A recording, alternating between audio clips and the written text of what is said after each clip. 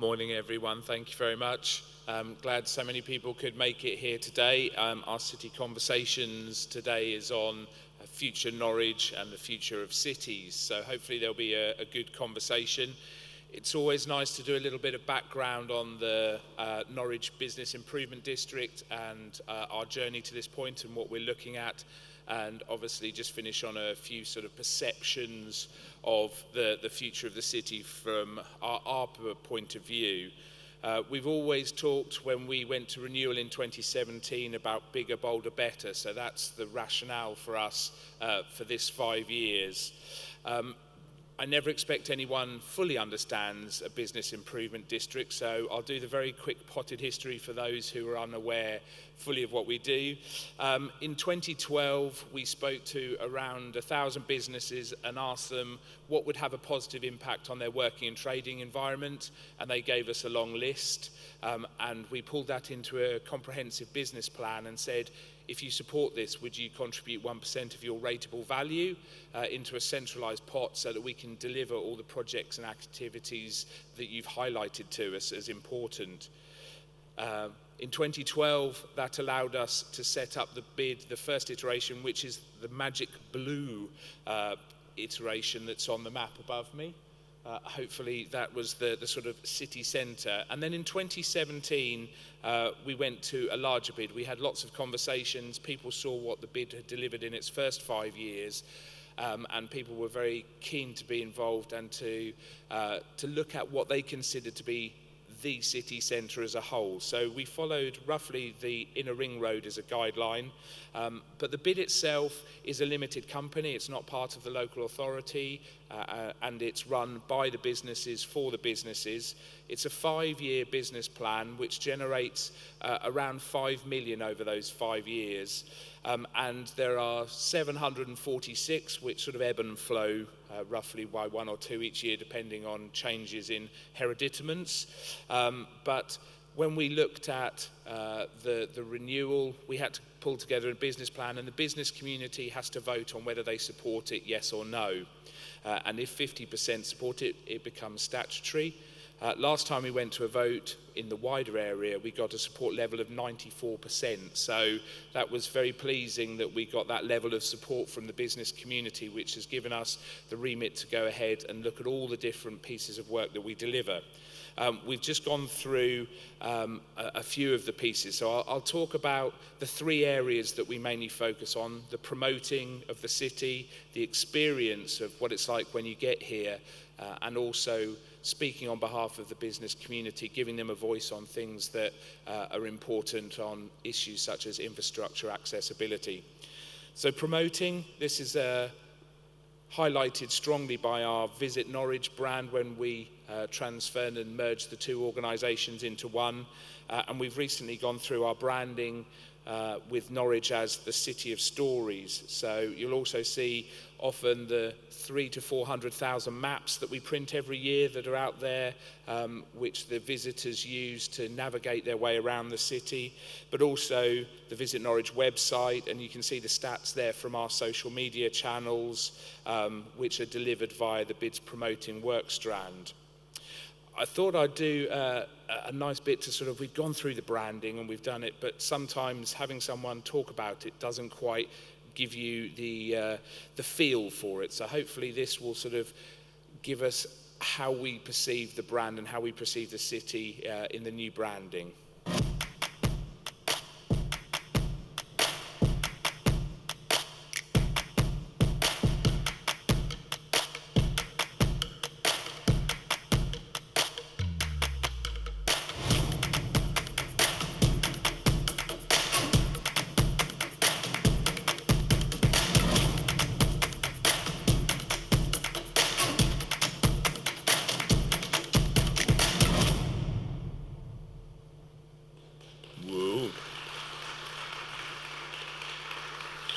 There we go. That is the Norwich, the City of Stories, which under the umbrella brand has Norwich Bid and Visit Norwich as well.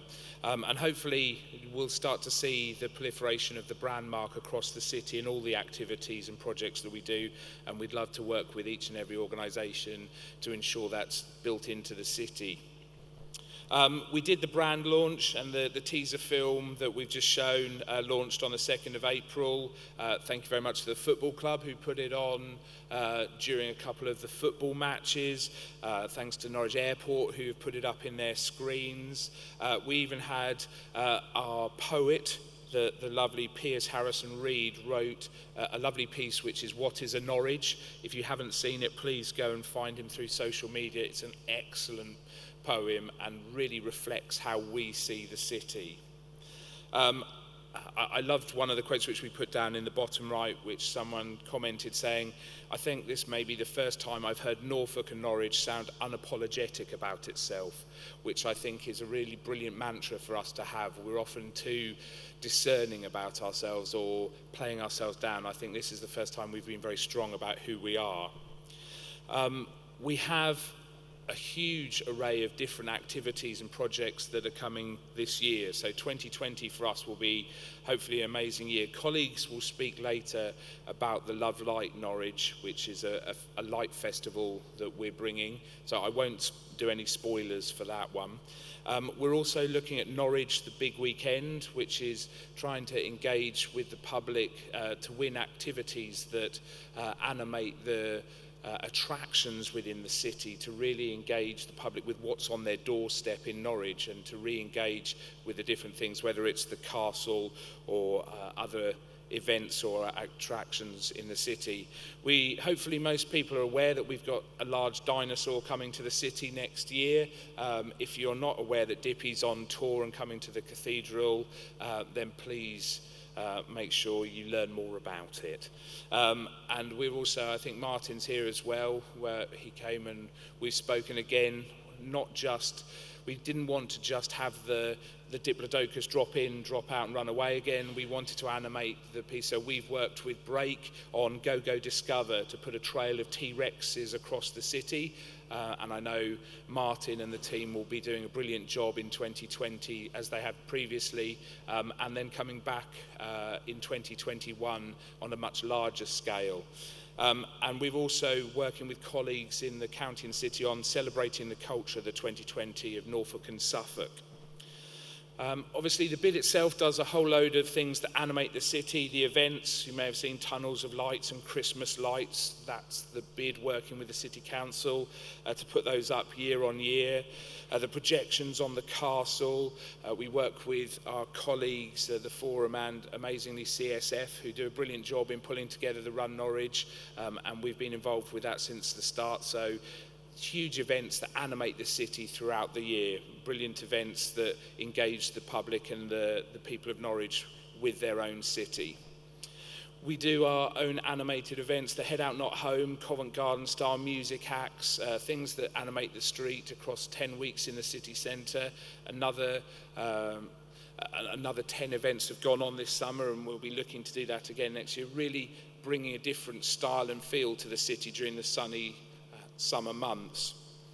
We don't just do all ourselves, we support and work in partnership with absolutely loads of the festivals. These are festivals across the term of the bid that we've either supported or funded or been integral in the development or sustainability of, from film weeks to restaurant weeks to Lane Summer Fair to specialist art shows, past and treasure. So these are just some of the things that have happened through support from the bid. And the city-wide events that we've worked on as well, such as we just touched on, we've done, I think, every single iteration, I'll check with Martin there, of the sculptures, trails across the city. We've done hares, gorillas, dragons, and we're looking forward to T-Rexes. We've funded some of the major events with the Norfolk and Norwich Festival. The bid has often been the supporting funder for the opening night, whether it's tightrope walkers, giant moons. The bid has been the catalyst for making those happen within the city. We're also the ones responsible for putting up the urban art, as I have to call it now. We're not murals anymore, we're now urban art. We're more gritty and urban than ever. But there are now 8 of these, the latest one being the large animation along the front of Riverside. And we've just started our latest one working with the schools in the area and the Norwich market to put up 12 bespoke art interventions in the marketplace itself. So these are wonders that animate the city in the little nooks and crannies which create the identity for the city and really make us the city that we are. We do a lot of things as well around the voice for the business.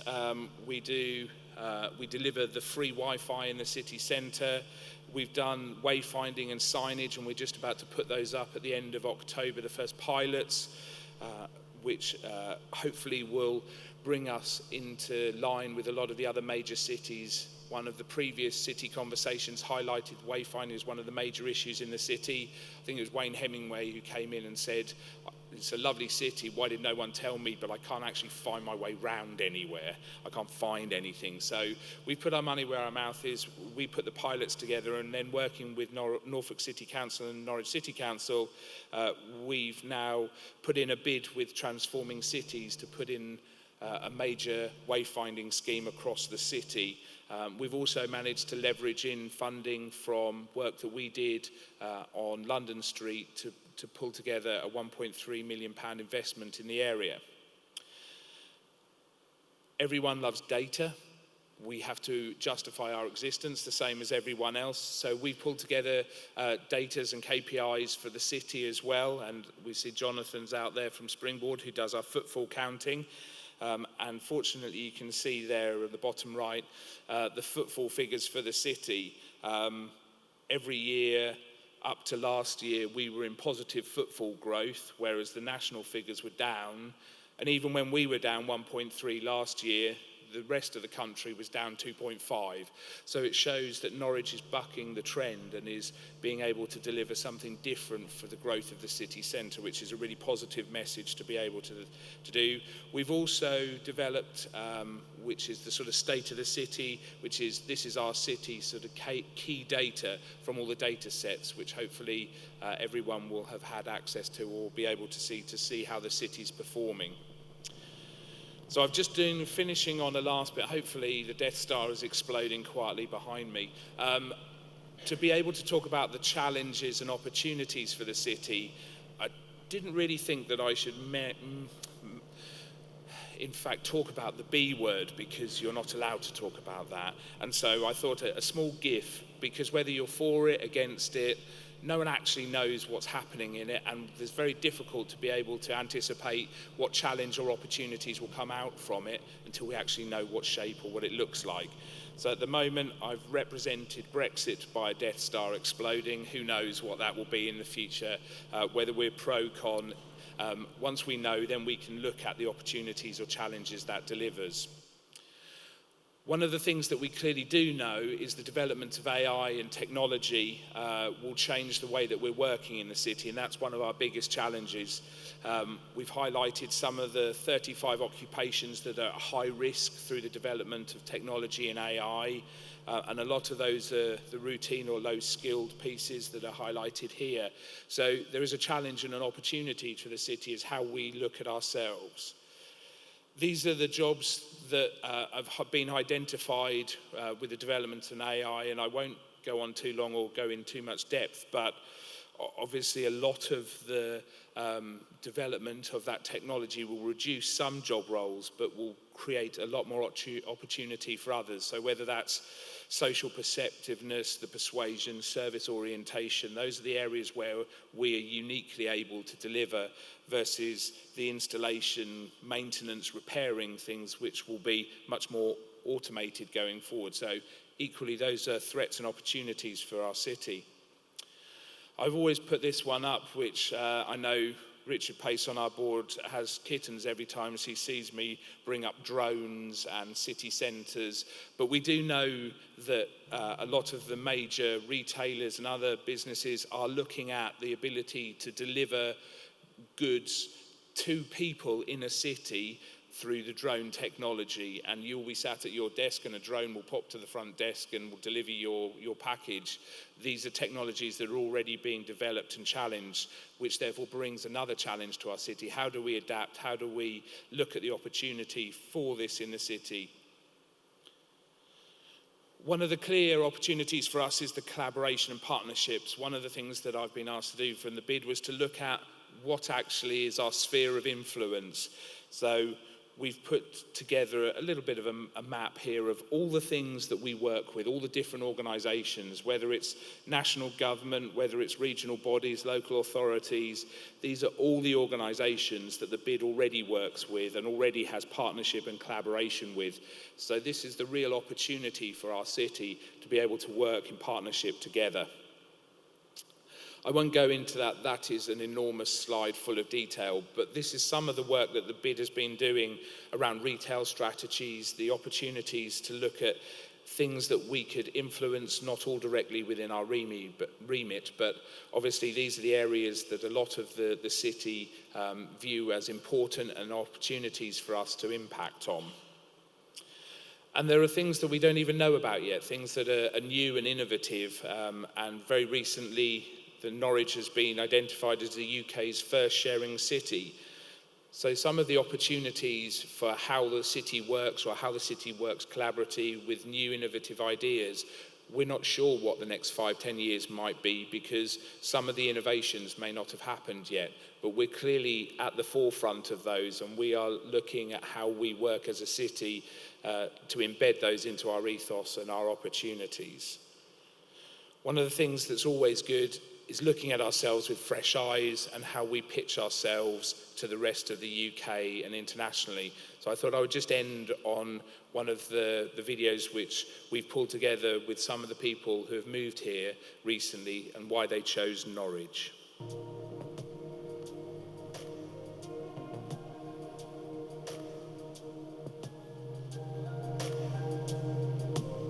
One of the sort of main pulls to Norwich for me was definitely the house prices and the cost of living. I definitely felt like I could get more for my money over in Norwich. It's a gateway to the world. You can use your local airport to fly to over 500 destinations via Amsterdam. You can also go on family holidays or go on business trips without having to travel out of the area to London airports. There's a fantastic business community. People like to come out and support each other, go to networking events, really well supported and do good things for the local community. So I'd really recommend Norwich as a city to work in. Culture is so much part of the DNA of this place. The value that's put on going out, enjoying yourself, celebrating this wonderful city just seems to ooze out of every brick and every pore of the place. Big blue skies here and the weather's been fantastic, which is lovely when you're going out for a walk by the river at lunchtime or going through the cathedral garden, seeing the fantastic history on offer in Norwich. We'd love to go and maybe use the Broads, kayaking or sailing, or maybe it's the coast, on the cuff. Don't have to plan, it's that close, it's that easy. There's lots of really good bars and restaurants and independent shops. My mum owns a small independent shop, so I'm really behind giving back to the local community.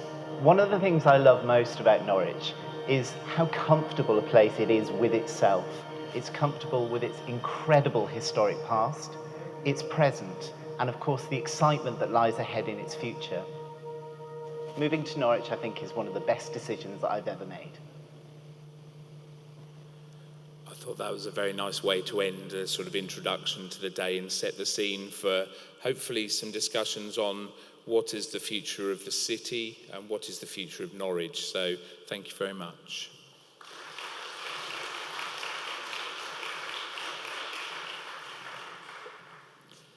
Stefan, thank you very much indeed. It just makes you realise what a great place it is to live and work, doesn't it? We saw lots of the highlights up there in Stefan's presentation, the tightrope walker. I would think the thing that drew this city together more than anything else this year was a scoreline that went Norwich City 3, Manchester City 2. From Norwich City Football Club, the business and project director, please welcome Zoe Ward.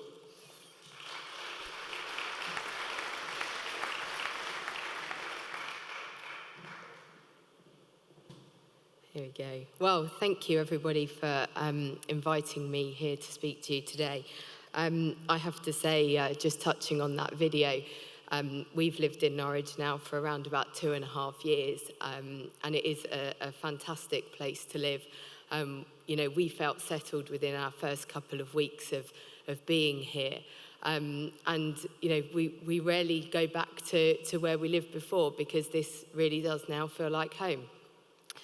So I thought firstly it would be worth giving you a bit of background on me. Not a lot of people are maybe aware of my background. So this is my 20th year of working within the football industry. My sort of background is within sort of football regulation, player transfers, player registrations, essentially sort of negotiating with clubs and players and agents to get the deals done. But in that time, I've gained a sort of broad experience across all of the areas of football clubs, and I've worked at several clubs, Fulham and Liverpool, and I've also had sort of several spells several years in a couple of spells at the Premier League as well. So at Norwich, I'm part of a three-person exec that oversees the day-to-day running of the football club. We are quite a unique proposition, really. In terms of football clubs, we don't have a chairman, we don't have a chief exec, and we don't have a manager. Instead, we operate a kind of shared leadership with very much a sort of collaborative ethos. So between the three of us, we oversee different areas of the football club, but collectively we all agree on the overarching kind of strategy and culture that we want, and how we want to run the football club. My key area one of my key areas of focus is to make sure that as a football club and every individual within the football club is working towards the same strategy and the same vision. So it's really important that when you have such a diverse organisation, to make sure that everybody knows their role and how they're contributing to that greater vision. So my reason for really sort of being here today is to share with you some insights into how the club has changed over the last couple of years, and how some of that change has impacted the city, in particular kind of gaining promotion to the Premier League, and some of the impacts that being in the Premier League has had on the community.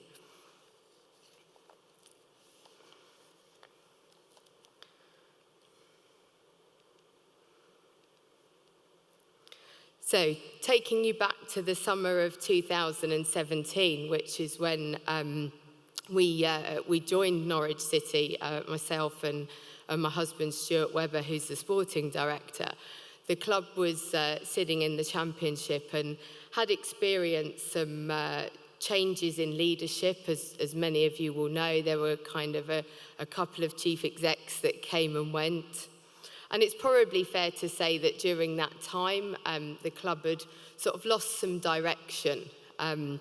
It didn't really kind of know what it was and what it was trying to achieve. All it knew that it obviously wanted to get better and deliver better performances. So back in sort of early 2017, the board held a strategy day, and they decided essentially that they wanted to start with a blank sheet of paper and try and sort of build the club again. I think so often in organisations we sort of feel like we need to go somewhere else, and we put sticking plasters over things and we try and fix little things, and sometimes you've just got to kind of go back to the beginning and start again.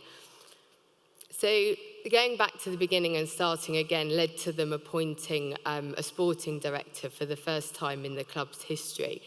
But that was a significant kind of move, because it meant that the sporting director was then tasked with implementing a plan and a style and a philosophy that was more for the long-term future of the football club, and not sort of, having the change that managerial appointments cause. So, a manager comes in, he brings in all of his staff, manager goes, all of his staff go, their ideas go, the new manager comes in, new ideas. So very much the idea behind it was to have one person who would oversee that philosophy. So if a manager left, there might be 1 to maybe 3 staff that went with him, but whoever comes into, you know, a philosophy and a style that will continue.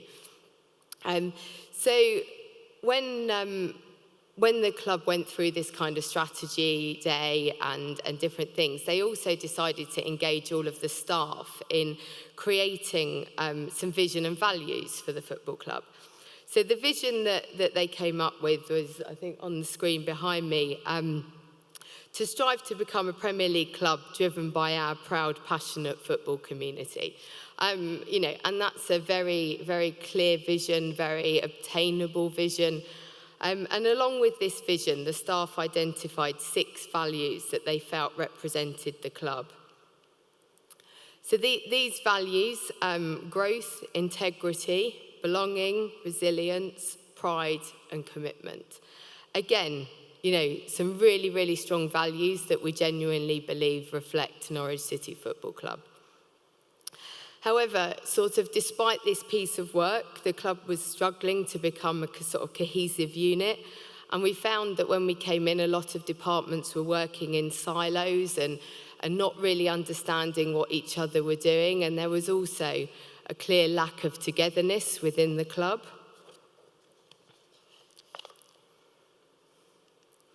So we had to look at what were the issues, what was causing this. We had a clear vision and we had clear values, but we weren't really making much progress.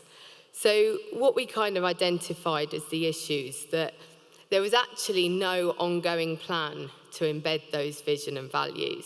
They were represented on kind of nice posters around the buildings, but that's kind of really where it ended. And you know, I don't know about you, but you know, you can do the same route, drive to work every day, and after a while, you stop seeing what is around you. And I think that was what happened. People would walk down corridors, and you don't see that poster, you don't see those words. They're not embedded in the culture. They just become irrelevant. And we had to look at how we were going to embed those vision and values and take that forward. The other thing is that we lacked a how.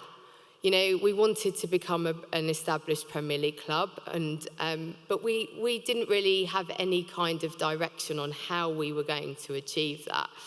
And the other thing that was a kind of significant issue is that you can create values, but values are ingrained in people and in a culture. And you can't unveil a poster and say, right, tomorrow everybody's got to be resilient, or tomorrow everybody's got to be committed. You know, resilience is something that people have in them and they acquire over a period of time.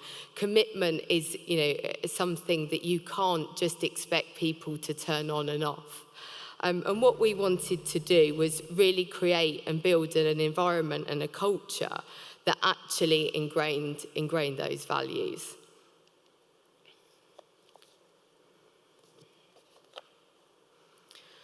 So what did we do? Put simply, we needed to have a clear plan, and we needed to have a platform for cultural change. It's no secret that the financial landscape that we were operating within was going to be a challenge. We had a significant wage bill, and we had an ageing squad, and that was really going to take time to work through. But what we had to have was a plan that the whole club understood, and a plan that the whole club could contribute towards. Like I said, we also needed to embed the culture that we felt would drive success. And we needed to create the togetherness and for everybody in the organisation to have a voice. We really did believe that success could be achieved through a more collaborative approach, and that this collaborative approach would actually increase productivity despite streamlining the workforce. Whilst you may be required to demonstrate leadership, and the three of us strive to do that every day, it doesn't mean that you don't hear every voice in the organisation. And we needed everybody, despite what their role was, to work together as part of a team. And that was really the key focus behind everything that we did. So we knew what we wanted to do, but it was actually quite a sort of significant challenge. And it quickly became apparent to us that we didn't have the financial resources to compete with a lot of other championship clubs. We were in a position where we needed to generate significant amounts of income through player sales. You know, we weren't in the position where we had kind of, you know, an ownership that was saying, oh, here's £50 million, go and solve all the problems. So we were starting in a negative position in that we knew that we needed to change, but we didn't have any financial backing to enable that to happen. In fact, we actually had to generate money. So the plan kind of then starts to write itself, and we quickly identified, and Stuart obviously being the main catalyst for this, that we just had to grow and develop our own players. So one of the first things that I did when I came into the club was to review the academy. And we put in place a programme of change because we really wanted to create a high-performing Category 1 academy. We didn't just want a Category 1 academy that ticked all of the boxes but had no output. We wanted to really see an increase in the productivity. So back in the summer of 2017, we were ranked 82nd out of 92 clubs in the productivity rankings. So although we were a Category 1 academy, we weren't actually producing much output. After just 1 year, so the summer of 2018, we jumped up to 45th, which obviously is quite a significant outcome. We don't yet have figures for last year, but we do know that we had the highest productivity in the EFL Championship last season. And we also know that our ranking will continue to get better as players from the academy continue to make a significant contribution to our time in the Premier League. So alongside this work, Stuart and the recruitment team were obviously scouring Europe for untapped talent. And we were starting to change the makeup of the squad, and Daniel and his coaching staff were working really hard every day to try and implement their philosophy. What is really difficult for anyone working in a football club, and particularly when you're going through this change, is that you are doing it in the public eye. 27,000 people every week have an opinion on what you were doing and the success or otherwise of what you're doing. So the first year, for us and everybody connected with the football club, the board, the executive, every member of staff, that first year was really, really a challenge in our strength and determination. We really did believe in our plan, and we knew where we were going, and we also recognised and knew that it would take time. But it is really hard when you kind of finish 14th in the league and maybe, you know, other people can't see the progress that you feel is happening internally. So many people do judge a football club on its league position. And, you know, and that was really, really difficult for all of us because, you know, there was obviously a lot of sort of people saying, well, you know, should Daniel leave? Is this right?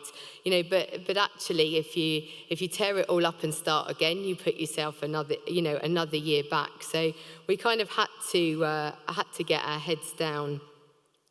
So I think one of the things as well that we saw from that first year is how sort of the positive shoots that were beginning to show. So just as an example, when the guys came in the summer of 2017, they inherited a player who the report said, you know, he should probably go on loan in League One. He's definitely not a player for Norwich in the Championship, and he needs to develop out on loan.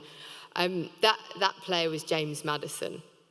And that was a player who was sold a year later for a club record fee of 22 million. He's also the highest cost of a player moving to the Premier League that hasn't actually played in the Premier League before. We also inherited some reports on another player that you might be aware of, Jamal Lewis. And these reports concluded that he may be able to have a career in the lower leagues. This 21-year-old has played over 70 games for Norwich and was a key part of our title-winning team last year. So what we knew from that first season was, okay, the on-pitch performances weren't quite what they were, quite what we wanted them to be. But we really did have a team who could identify, nurture, and develop talent. And we knew that that was key to our plan going forward. We have a phrase that we use quite a lot internally, and in fact, it's kind of on the wall in Stuart's office, and it's quite often spoke about in board meetings and various different meetings, and that is ignore the noise. So we had to be focused and committed to our plan, and we had to ignore Twitter, Facebook, journalists, all of the people that were doubting what we did, because that can start to creep into your own minds, and you can start to think, oh God, maybe we need to do this, and maybe we need to do that. But one of the key focuses and things that we worked on was just ignoring that noise, sticking to our plan, and working through it. So, as with any change and all change, really, some people embrace that change, others challenge it, and others just don't want to be a part of it. They either find in an organisation that they don't like change, they don't want to adapt to change, they like to keep things how they are. That's completely normal. You can't expect to have a massive cultural and organisational change and expect every one of your 250 employees to come along with you. So consequently, by going down this route, it did actually result in sort of significant changes across the whole organisation. So in addition to the churn of the playing squad, which, for those of you that follow the team know has been considerable over the last few transfer windows, we've actually seen 161 staff leave the football club over the last 2.5 years, and 98 join. So when you consider, like I say, we have 250 permanent members of staff, that's a significant change to the makeup of the football club. But what we now have is a team of people who we can confidently say display our values, and they are collectively working towards our vision.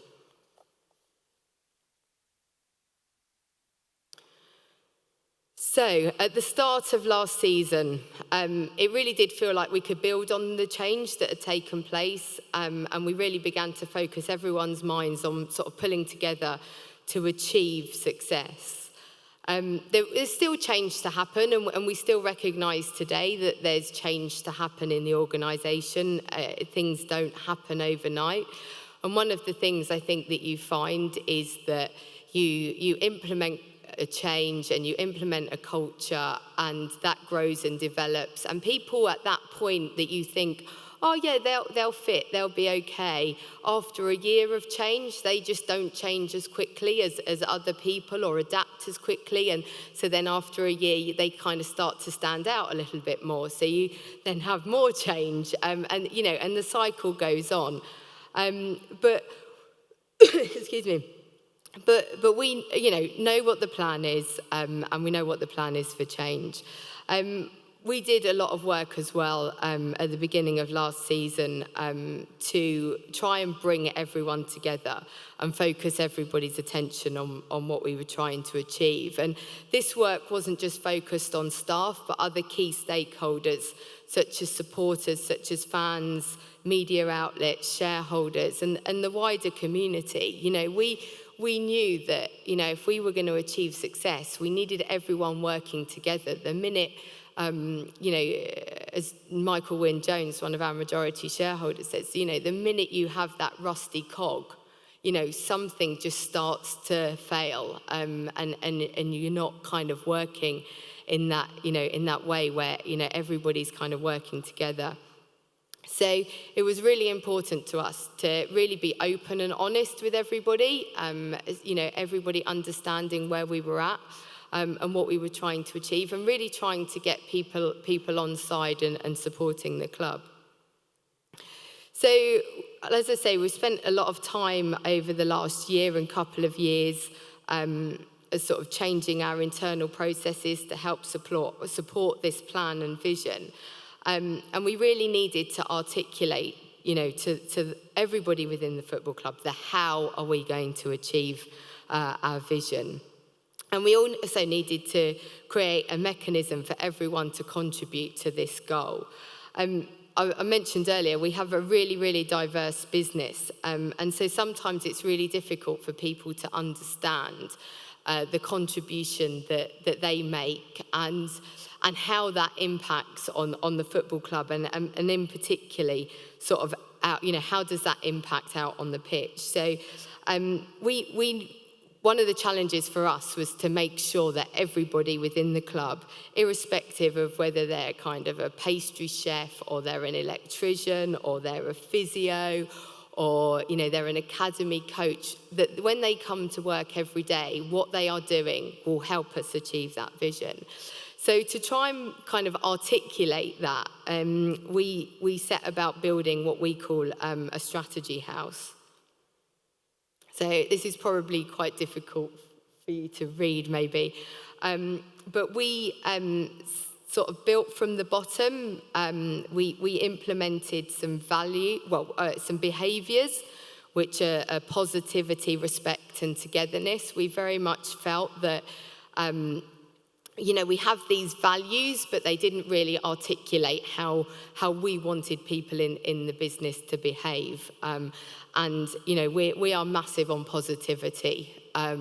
Being in a football club is full of highs and full of lows. And what we can't do is let those lows affect us. And as soon as negativity creeps in to any one of us, it's energy sapping. If you go into a meeting with a negative person, then you're kind of starting at -10 to get them to 0 before you can even move on.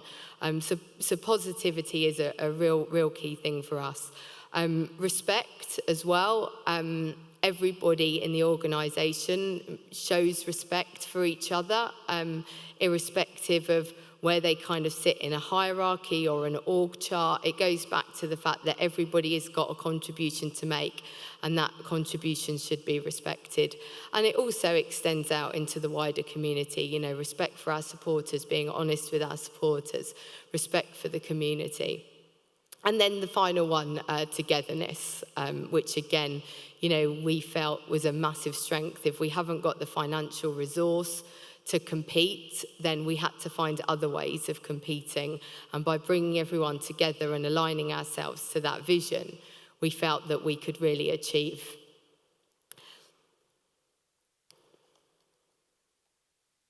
So on top of our behaviours, we have our values that are incorporated into our house, and they very much kind of build from the foundations. And then you'll kind of see at the top that we have our vision, which is striving to be an established Premier League club, driven by our proud, passionate football community. So we sort of developed our how. Now, our how is quite wordy, but it really does kind of articulate to everybody how we feel that we can achieve that. And that's, working collaboratively to create a financially stable club while striving to remain competitive through the effective recruitment and sale of players and the continued growth of off-field revenues. So we felt that it was really, really important for us to try and find that balance. We wanted to create financial stability, but we could create financial stability by not spending anything, not investing in anything, and therefore, your playing squad will start to deplete, your stadium starts to look run down. We had to find a balance where we could create that financial stability, but that we could continue to remain competitive and invest. So, and then obviously, you know, as a kind of self-financing club, we need to effectively recruit players that we can develop and create value in, and we need to grow our off-field revenues as well. So from our how, we've developed four of our 3-year goals.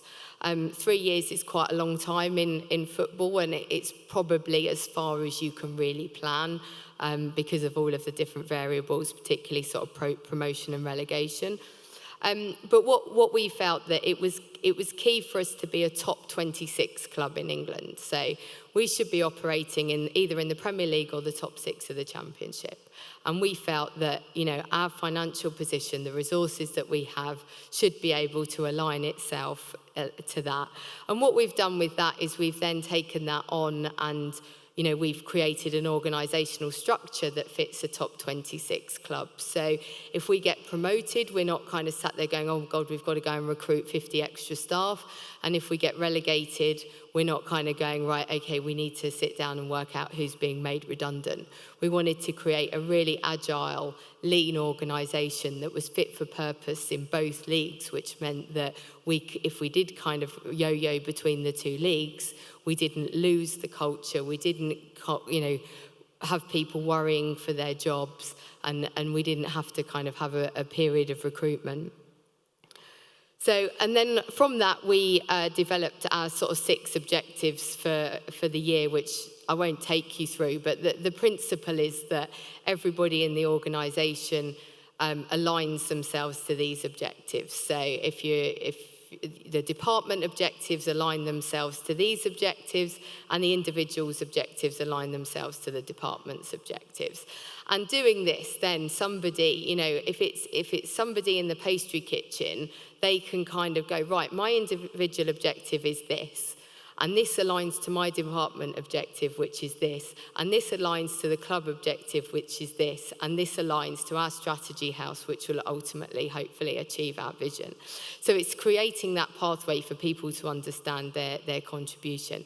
It's also creating a much more cohesive organisation, because when we came in, you know, people were working on their objectives in, like I say, in sort of silos in their departments. And because of this, you might have somebody in the football department saying, you know, oh, well, we really want to drive attendances for under 23 games. And then you've got someone in marketing whose key objective is to reduce their budget.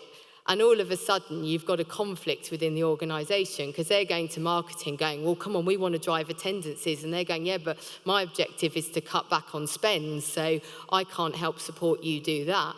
And what we wanted to do was get away from that. So actually people, in their objectives, they have cross-department objectives. They work with other departments. And there's a clear understanding of what everyone's doing to work towards that vision. So going into last season, we had a squad that we felt would be much more competitive than it had been the previous year. And we, you know, for those of you that follow the club, you'll know that our first few results were kind of a bit up and down. But, you know, we had trust in the football staff, and the football staff could see the performances improve, they could see the progress, they could see those shoots starting to develop, and they felt that they weren't that far away from it kind of clicking and starting to play out on the pitch. I think it's fair to say that, you know, none of us foresaw the season that we did have, but it does go to show that what you can achieve when you do have a clear plan that everyone is working together on. I have a quote on the wall in my office that actually probably sums up in one sentence what I've tried to articulate in the last 10 minutes or so. And that is a quote by Michael Lombardi, and he said of American football, and it equally equates to football and to any business, that football is ultimately a business, and in any successful business, the most important ingredients are a sound culture, a realistic plan, strong leadership, and a talented workforce. And actually, when you combine all of those ingredients, you can achieve some great things.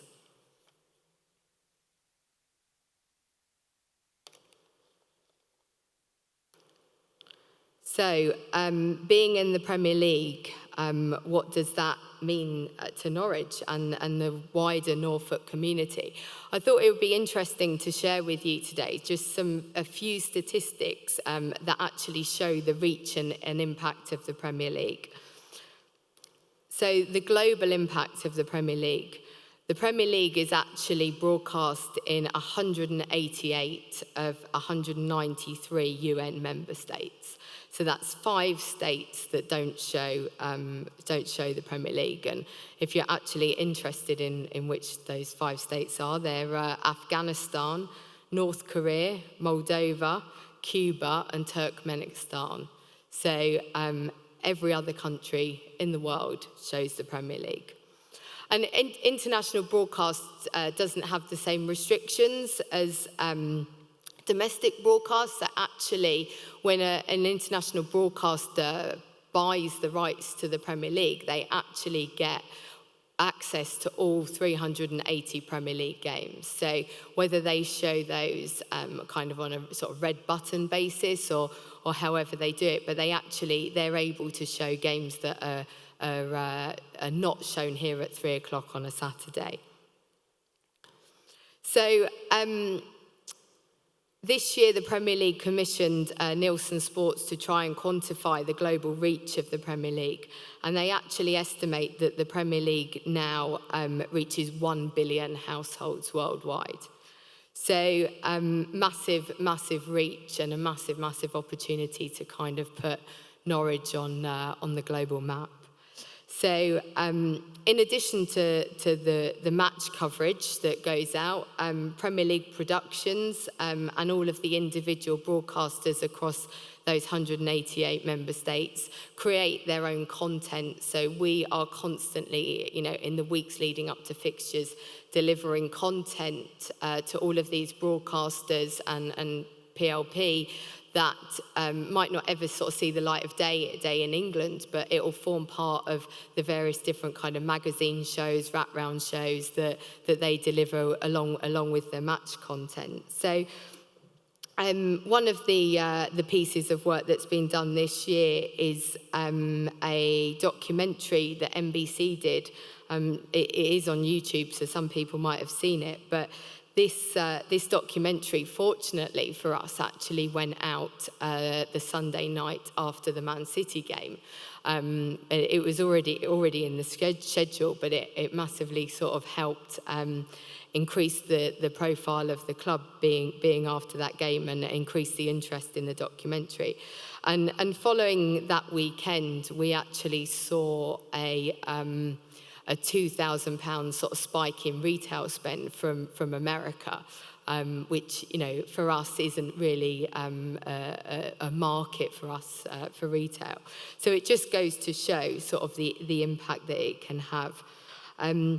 So I've just got a short clip here, hopefully this will work, just to sort of show you the introduction to the promoted documentary.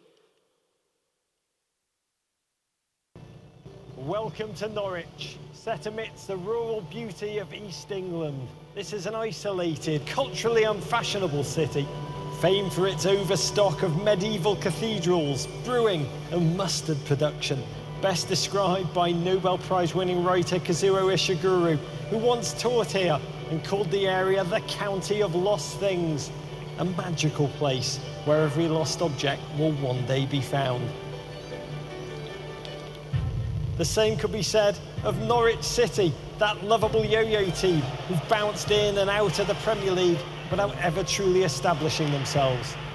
Yet over the past season, they've been refashioned by a young German manager, Daniel Farke, who's remade the culture of the club, blending a European tactical rigour with a young British optimism, and achieved the impossible, not only gaining promotion to the Premier League, but making this team and the city somehow appear like a hipster's bastion. Norwich has almost become cool. So yeah, just a little example of the kind of content that's going out around the world. So in addition to kind of global reach, being in the Premier League has a massive kind of community impact to us. It allows us to kind of access some additional funding for the Community Sports Foundation, and the Premier League creates a number of opportunities that we can tap into.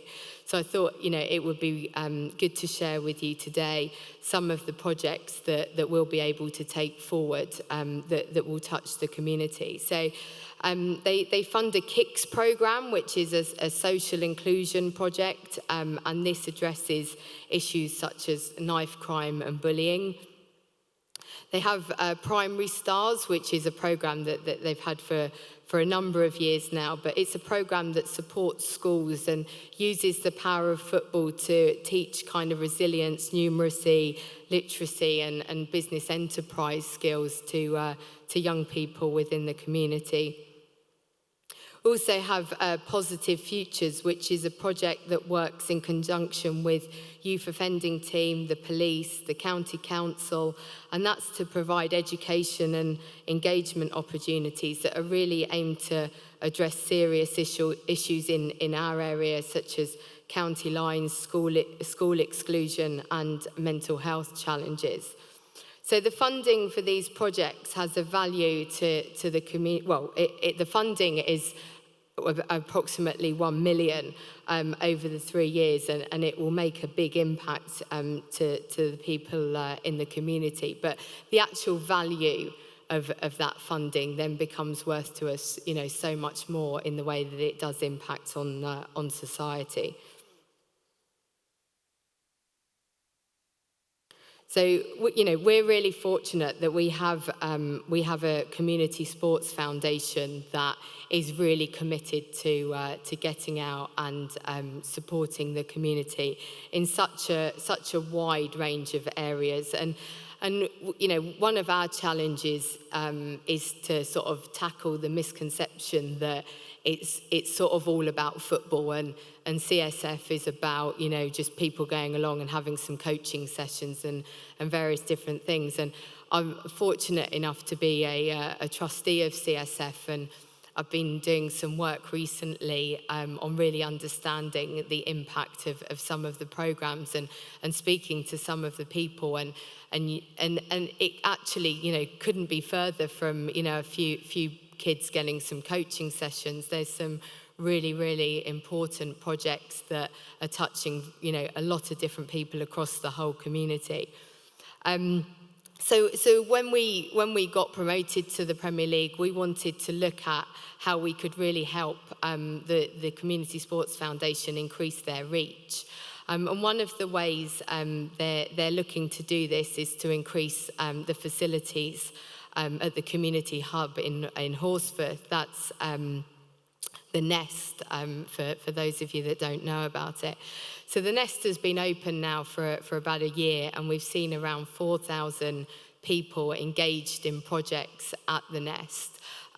We've had a lot more kind of footfall through the Nest because it's used as a facility to kind of host business breakfasts and corporate events and very different things. But 4,000 people have actually technically been engaged in projects.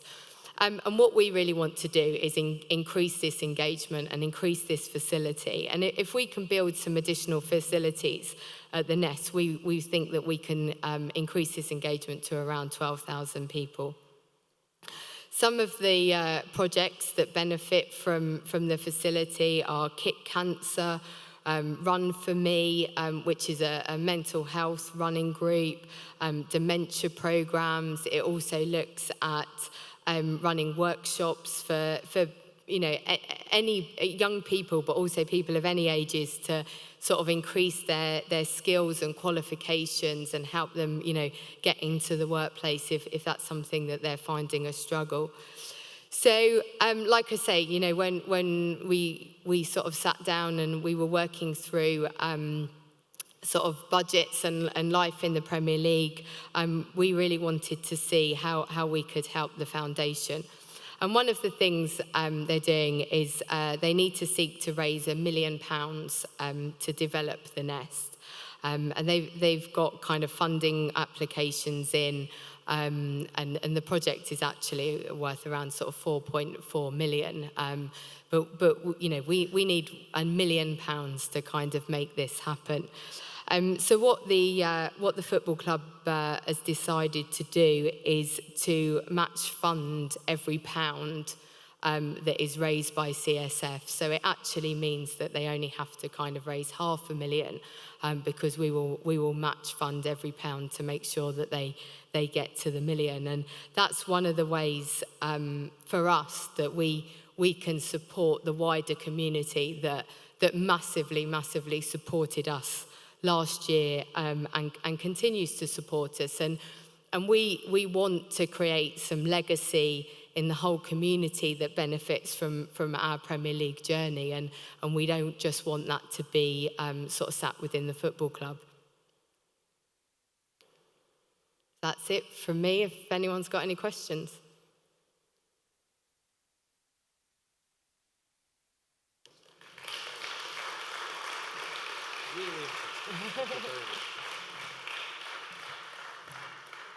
Zoe, thank you very much indeed. I don't think we have time for questions, but I would take one if anybody got one. No, good. Bless you. I know you've got a meeting, and thank you so much for coming. Really interesting. Right, now we're going to move on. I'm going to ask Stefan Gurney, Laura McGilvray, Lynn Claiborne and Chris Sargison to come up that way, if you wouldn't mind. I'll just tell you who they are. Stefan, we've already met, Executive Director of Norwich Bid. Laura McGilvray, Chief Executive, Norwich City Council. Lynn Claiborne, Programme Director, Norwich and Cambridge Tech Corridor, New Anglia Local Enterprise Partnership. And Chris Sargison, who's the Chief Executive of Norfolk Chamber of Commerce. Welcome all. What's going to happen is that everybody will get a chance for 5 minutes, and we will monitor that 5 minutes very closely, to lay out their answers to a question which goes, how does your organisation fit into the future of Norwich? And then we'll have time for 10, 15 minutes worth of questions after that. So please join in with your questions. I can see Stefan hovering over my shoulder, so hover. Fortunately, everyone's already heard from me, and I did some slides very much about the questions that I raised about the future, about the embrace of AI and tech and the future of different roles. I've also covered the excitement of drones and other possible activities for the city. So I think I won't repeat everything I've said. Hopefully those were still fresh in everyone's memory. I'll let the others have their chance to speak on the things and then hopefully answer any questions that come. Cheers, Stuart. Laura, up you come. Yeah, and then when we finish this bit, we'll take the questions and we'll have to pass the microphone between you sitting down there. But if you do your 5 minutes up here, lovely. Thank you. Thank you. So really interesting to hear about the football club, because of course I do think about the City Council as a team, and I believe that we're a Premiership Council now. Anyway, before I came to Norwich, which was 14 years ago, I had no real sense of the place, apart from the fact that it was historic. What I didn't know then was that Norwich represented the largest economy in the region, that it had a retail catchment of 1 million, that it had 2 thriving universities, had an amazing cultural offer, and was a great place to live. Now, recently, I've been speaking to a number of people who are interested in my job, and one of them said to me, I've been looking at Norwich, it's a real place, isn't it? I went, yep, it really is. It's very important in the area, and it's a great place to live. I also didn't know that it was a modern historic city, or that I would end up staying, or that we would one day win the Sterling Prize for Architecture. Point 1 for the Sterling Prize, bingo. You would imagine that as a historic city, Norwich would move slowly and change slowly. Not true of Norwich. In the short time that I've been here, which of course is a nanosecond in the history of the city, I've discovered that, when I first came, there was the Forum, which, amazing architecture, the Refectory, the Sainsbury Centre for Visual Art. None of those would have been allowed in the city of York, which I came from. But since then, together, we've really put Norwich on the map. With the branding of the lanes, the completion of Memorial Gardens. Do you remember when that was fenced off? It was fenced off for years because of crumbling concrete. And now it's a wonderful open space that people can enjoy. The hostelry's been completed. We became the first English UNESCO City of Literature and a foundation city in the UNESCO Cultural Cities Network. We now have the National Centre for Writing in Dragon Hall. The BID has been a fantastic organisation in supporting and promoting the city and the branding of the city. And did I mention Goldsmith Street?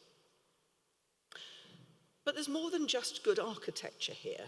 The city has come together to collaborate. Oh, I've missed a really important bit.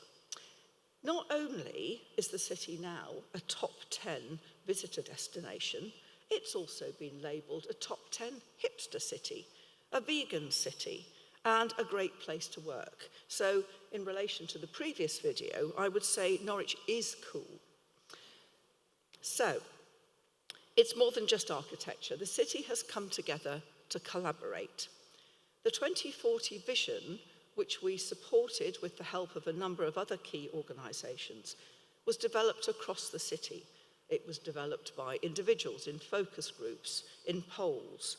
It's owned by businesses, communities, school children, young people. And we have our third conference coming up at the end of the month. We are England's first sharing city. We work together. We need to work together because no one institution or organisation or business can do everything the city needs. Now, these are the great and positive things about the city, but alongside these wonderful things, there are also problems. Homelessness and rough sleeping is on the increase. Food banks exist when they didn't before, and they run out of food in school holidays. More and more people are falling out of the system or are on the edge. Drug and alcohol problems are becoming more prevalent. Universal credit is punishing the poor. Part-time hours, low wages and 0 hours contracts mean that families are on the edge. County lines has reached Norwich and vulnerable people are being exploited. So what can we do? The question is, what can the City Council do? Well, on its own, the City Council can do very little. But working with others, there's a lot we can do. So in terms of tackling rough sleeping and homelessness, we're working with others on a pathway scheme to tackle street homeless. And that involves public health, the clinical commissioning group, and a series of voluntary and community organisations to get people off the streets into jobs and into homes. And we are being successful. But the reason why there are people still rough sleeping out there is that there are more churning around the system all the time. The BID's new alternative giving scheme will be a big help in that regard. And we work with the police to tackle hotspots around the city. In terms of tackling poverty, what you can do is become a real living wage employer and provide good terms and conditions of employment, and ideally permanent employment, not transigent employment. What other issues, what bigger issues are we facing? Well, of course, there's climate change, and I know this is something Chris is going to mention. Your business can lead the way in supporting being a plastic-free city and reducing your carbon footprint. And we've got major institutions like Aviva who are really leading the way on those sorts of issues. You may not know that the roof of City Hall is covered in solar panels, or that we've just launched our new Raw Power, a white label energy company which is 100% renewables. We'd love you all to sign up to that. So although in the city there is much that is good and is challenging, if we are going to tackle issues like rough sleeping, poverty and climate change, the only way we will do it is by working together. Thank you.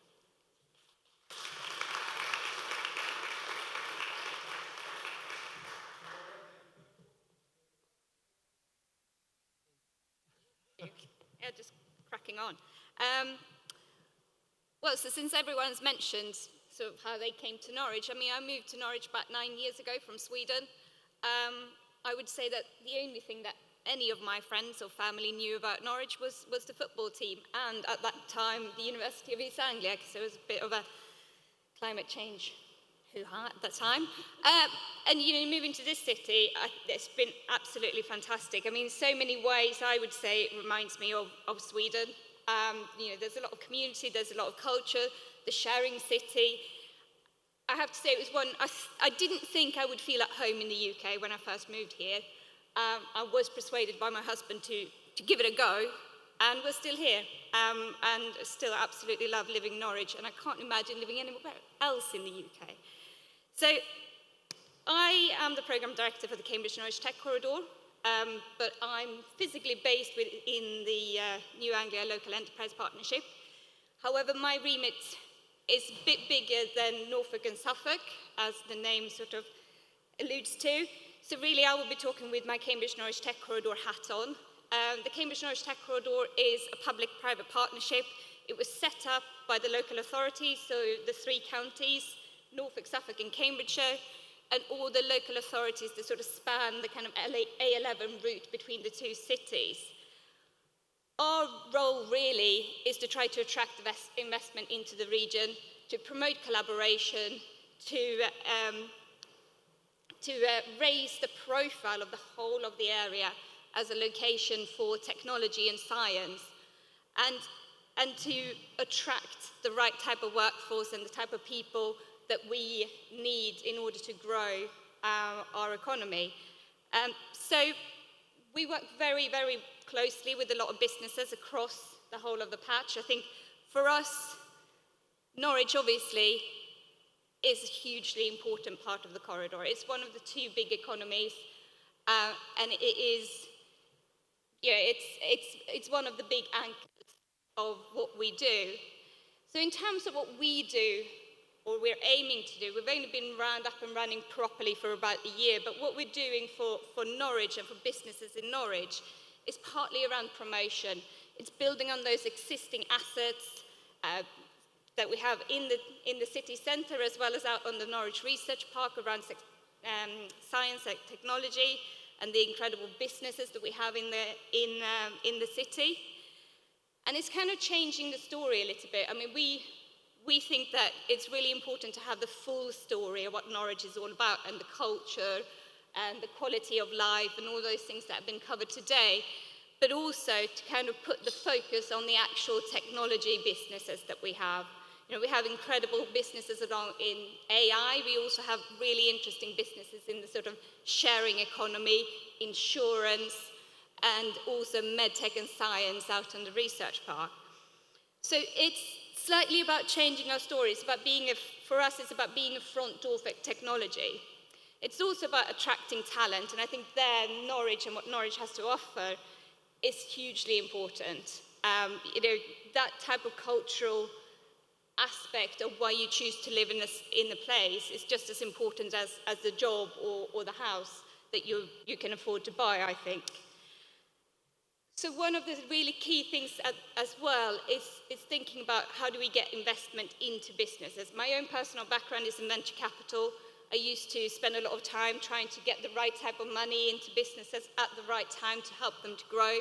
And that's one of the huge things that we're working on with the Tech Corridor, to help businesses in Norwich access the money they need to grow and create great jobs for people. But also, I think there's a whole big thing that we can do as the Tech Corridor around collaboration. Because, like everyone else has been saying here, you know, we can't do everything on our own. And we have a great opportunity to work better together across the whole of the region. So working with some of the big corporates, some of the really well-funded organisations in Cambridge don't really know what's going on in Norwich, don't really know what they're missing out by not working with Norwich, and that's one of the big things that we're trying to address. Cambridge is one of the places in the UK that receives the most private sector investment, and I really want some of that private money that goes into big companies in Cambridge to benefit companies in Norwich, because I think we have so many complementing strengths, and it's just about getting out there and creating that platform that people can collaborate on. And I think there's also great opportunities to think about Norwich as a bit of a test bed, as a bit of an opportunity to try some of these really incredible technologies that are coming out. You know, we've got some really interesting companies around insurance for the sharing economy. Well, let's not just be a sharing economy on paper. Let's really try to roll this out and try to utilize our regional companies to make that sort of vision for Norwich happen. So I think today it's great to hear about everyone's visions coming together and that real drive for collaboration, because I think working together, working across a bigger region, Norwich can really be transformative for the whole of the economy for Norfolk. So thank you very much.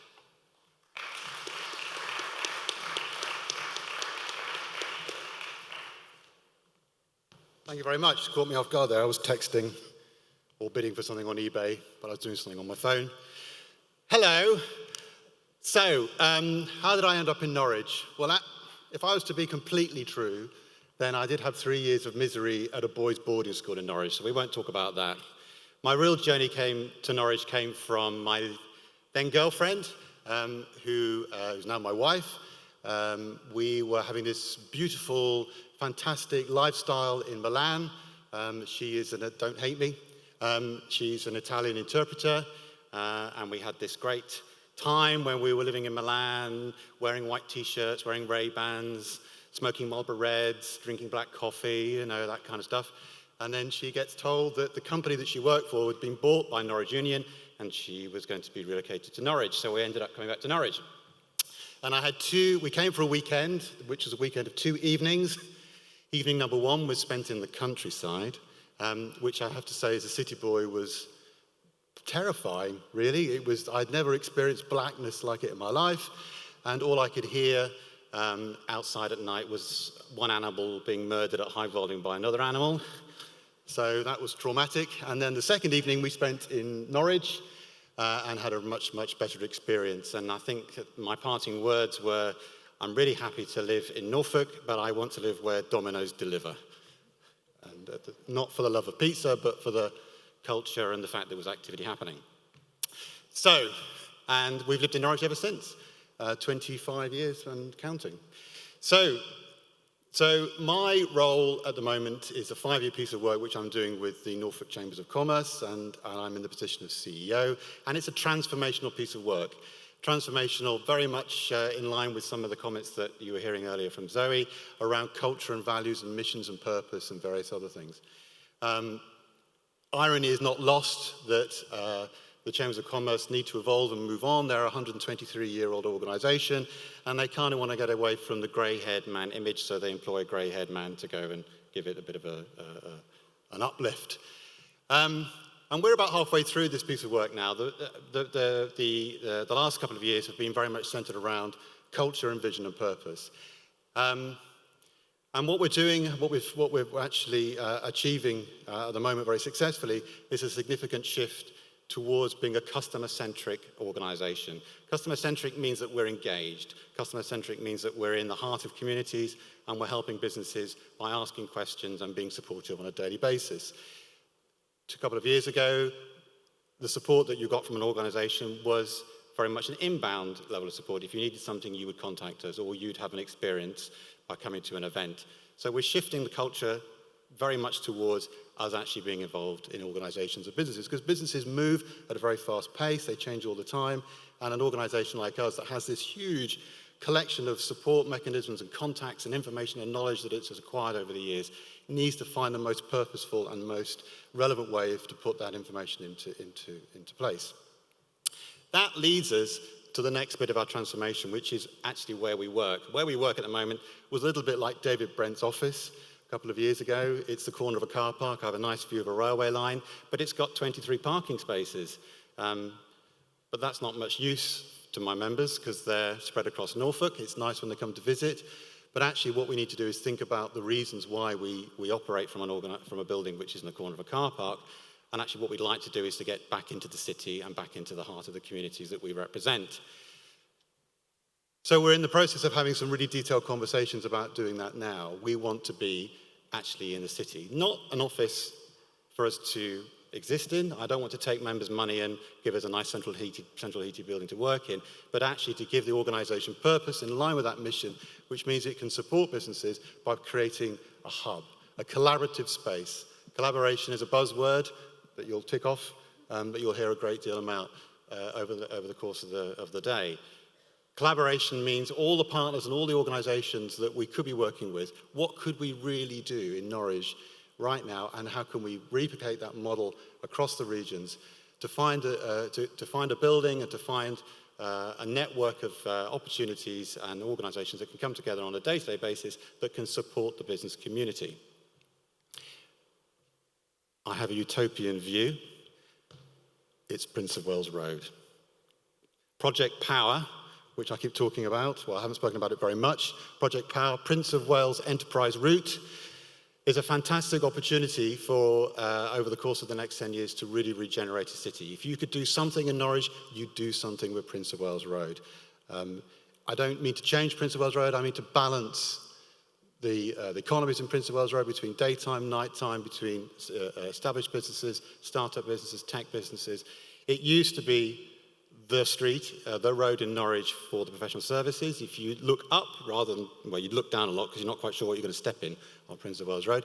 But actually, if you look up, there are some incredible empty spaces to be revitalised, to be reused. We discount it because the only time we tend to see it is on Jeremy Kyle. It's the gateway to Norwich. You get this fantastic, brilliant train. You're getting all of this fantastic publicity for a city that people want to visit. It only takes 90 minutes to travel to Norwich on the train. They step off the train to step into something that they'd really rather not. It's the gateway to Norwich. Let's do something with Prince of Wales Road. I don't think I can do it in the time frame that I've got with the Chamber of Commerce, but I certainly think we can get ourselves into the town quite quickly, and I think we can start to work up a programme that starts to really revitalise Prince of Wales Road.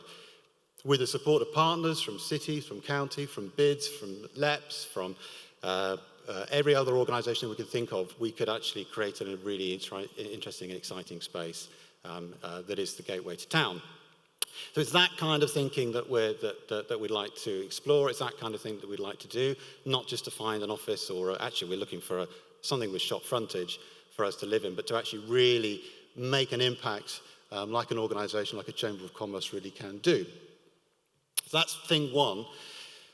Thing two, as Laura suggested, is the issue of climate change, which is becoming increasingly relevant and becoming increasingly newsworthy. A couple of years ago, we weren't talking about it a great deal. Now I'm talking about it an awful lot.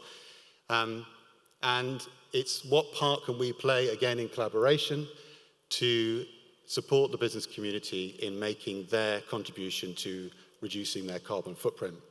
And this needs to be a positive space. It's not necessarily, it's quite an angry space at the moment.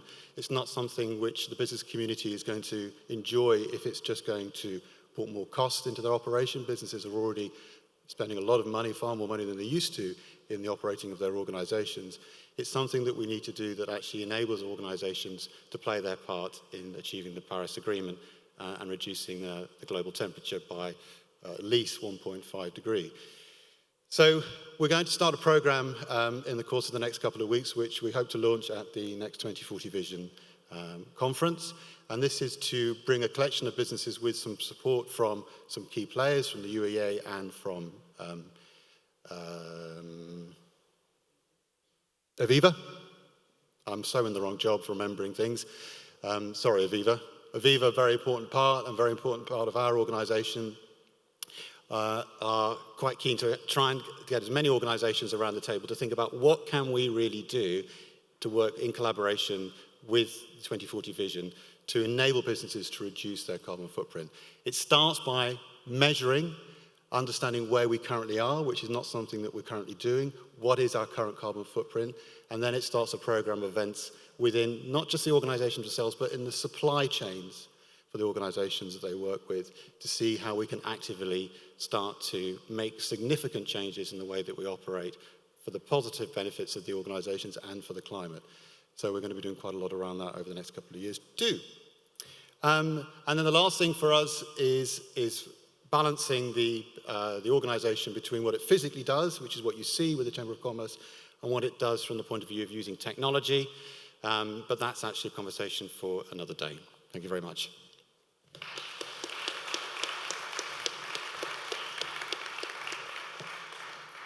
All of you, thank you very much indeed. I'm going to pass this other microphone over as well.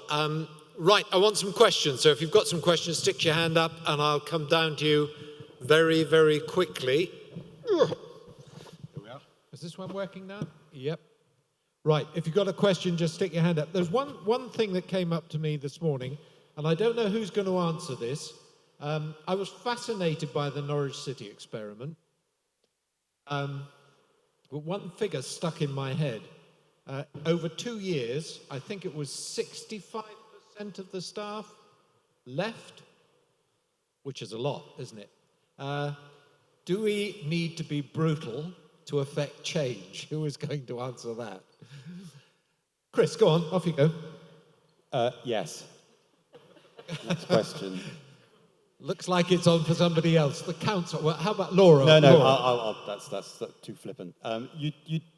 You do need to be brutal if the circumstances require it sometimes. I mean, there's a difference between affecting change and dealing with the impact of no change.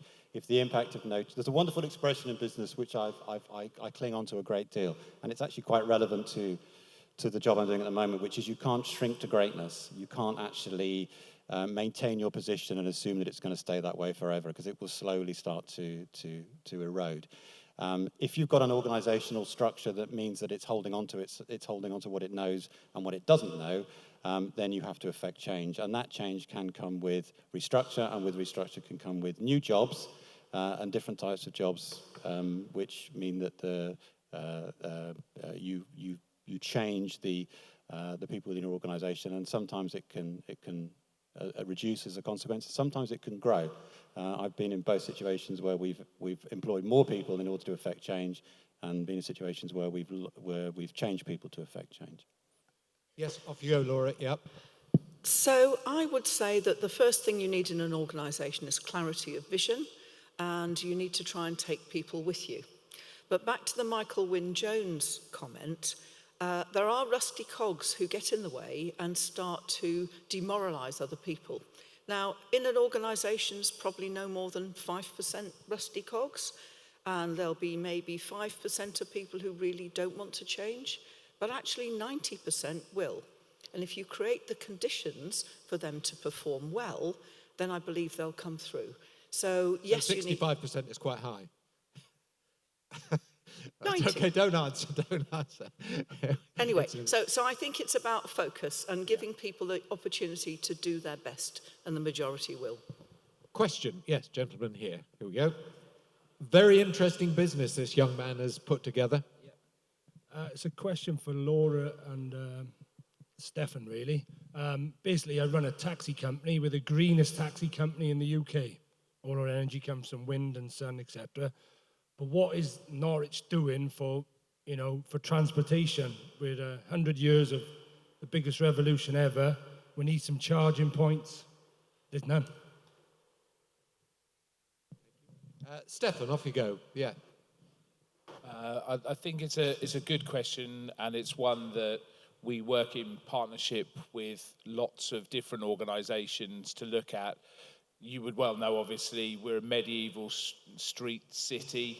There are a lot of challenges that come with that. We're not Milton Keynes. We're not built into box squares that are very easy to do. There is the physical challenge, as well as the next sort of generational challenge, and to change the modal approach for a city as well. As the city grows, we're not going to have the capacity within the street infrastructure to be able for every single one of us to have single-use vehicles coming in and out of the city. So we need to look at a multimodal approach. We've been working as the bid with the City Council and the County Council.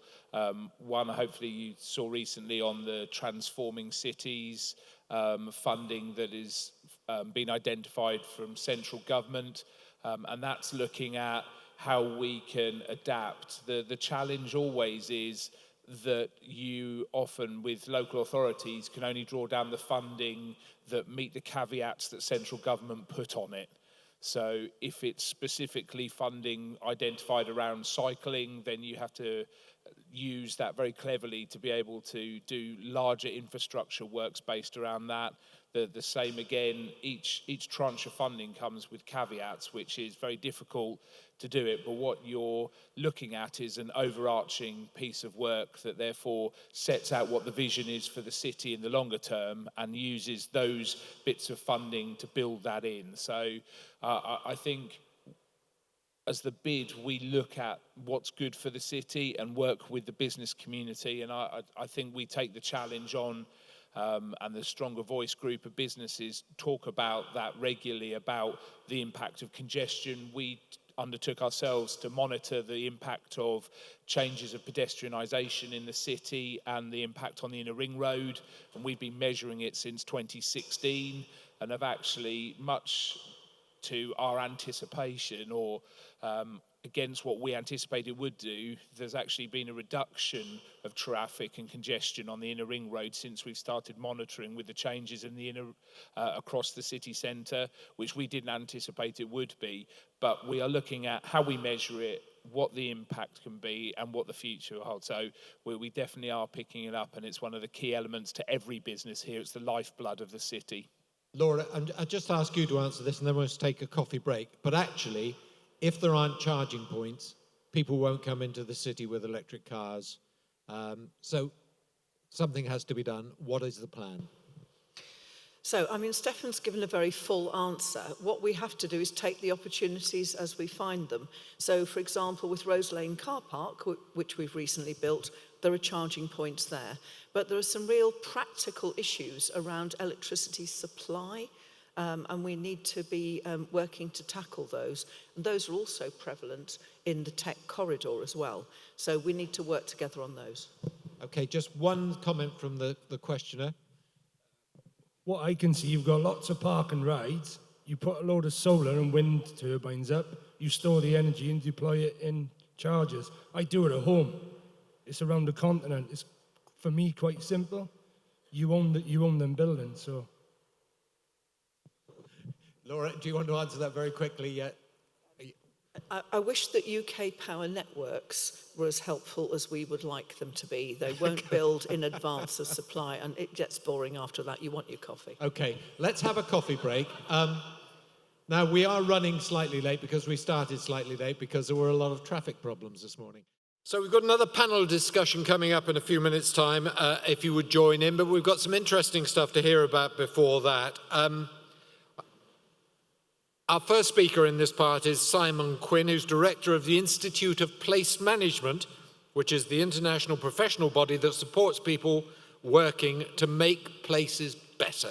So please welcome Simon Quinn.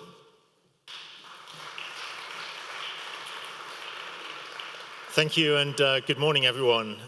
Yes, I'm afraid to say I have no real Norwich connection. I'm here at the invitation of the bid because we've done work with them over a number of years.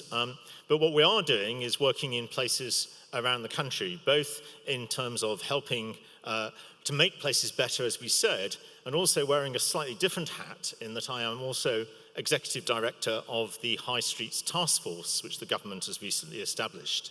So what I wanted to do today was to think about the future of the city. That's the agenda today. In doing that, I wanted to think about some of the changes that are going on in our town and city centres. So Beyond Retail is the title because I think that's really where we're going. You will have seen the headlines. This was last year, a lot of stuff about the concern about the future of our retail offer. And over the last few months, this has got more prominent in that we've seen an upturn in retail vacancy in many of our town centres. And there is real concern coming from retailers themselves that something needs to be done about this. And there are concerns coming about the cost of business rates, but also many other concerns about the challenge that is being faced by retailing.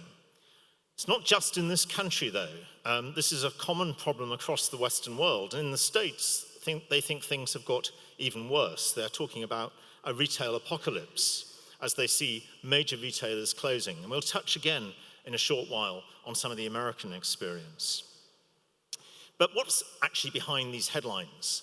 It's all very well to see the stories in the press, and we all know that they at times tend to exaggerate. But the data actually really says that things are going in the wrong direction at the moment. So what this chart shows is in the... well, this chart doesn't show at the moment. Still shows it on my screen, there we go. Okay. What this chart shows is on the orange line.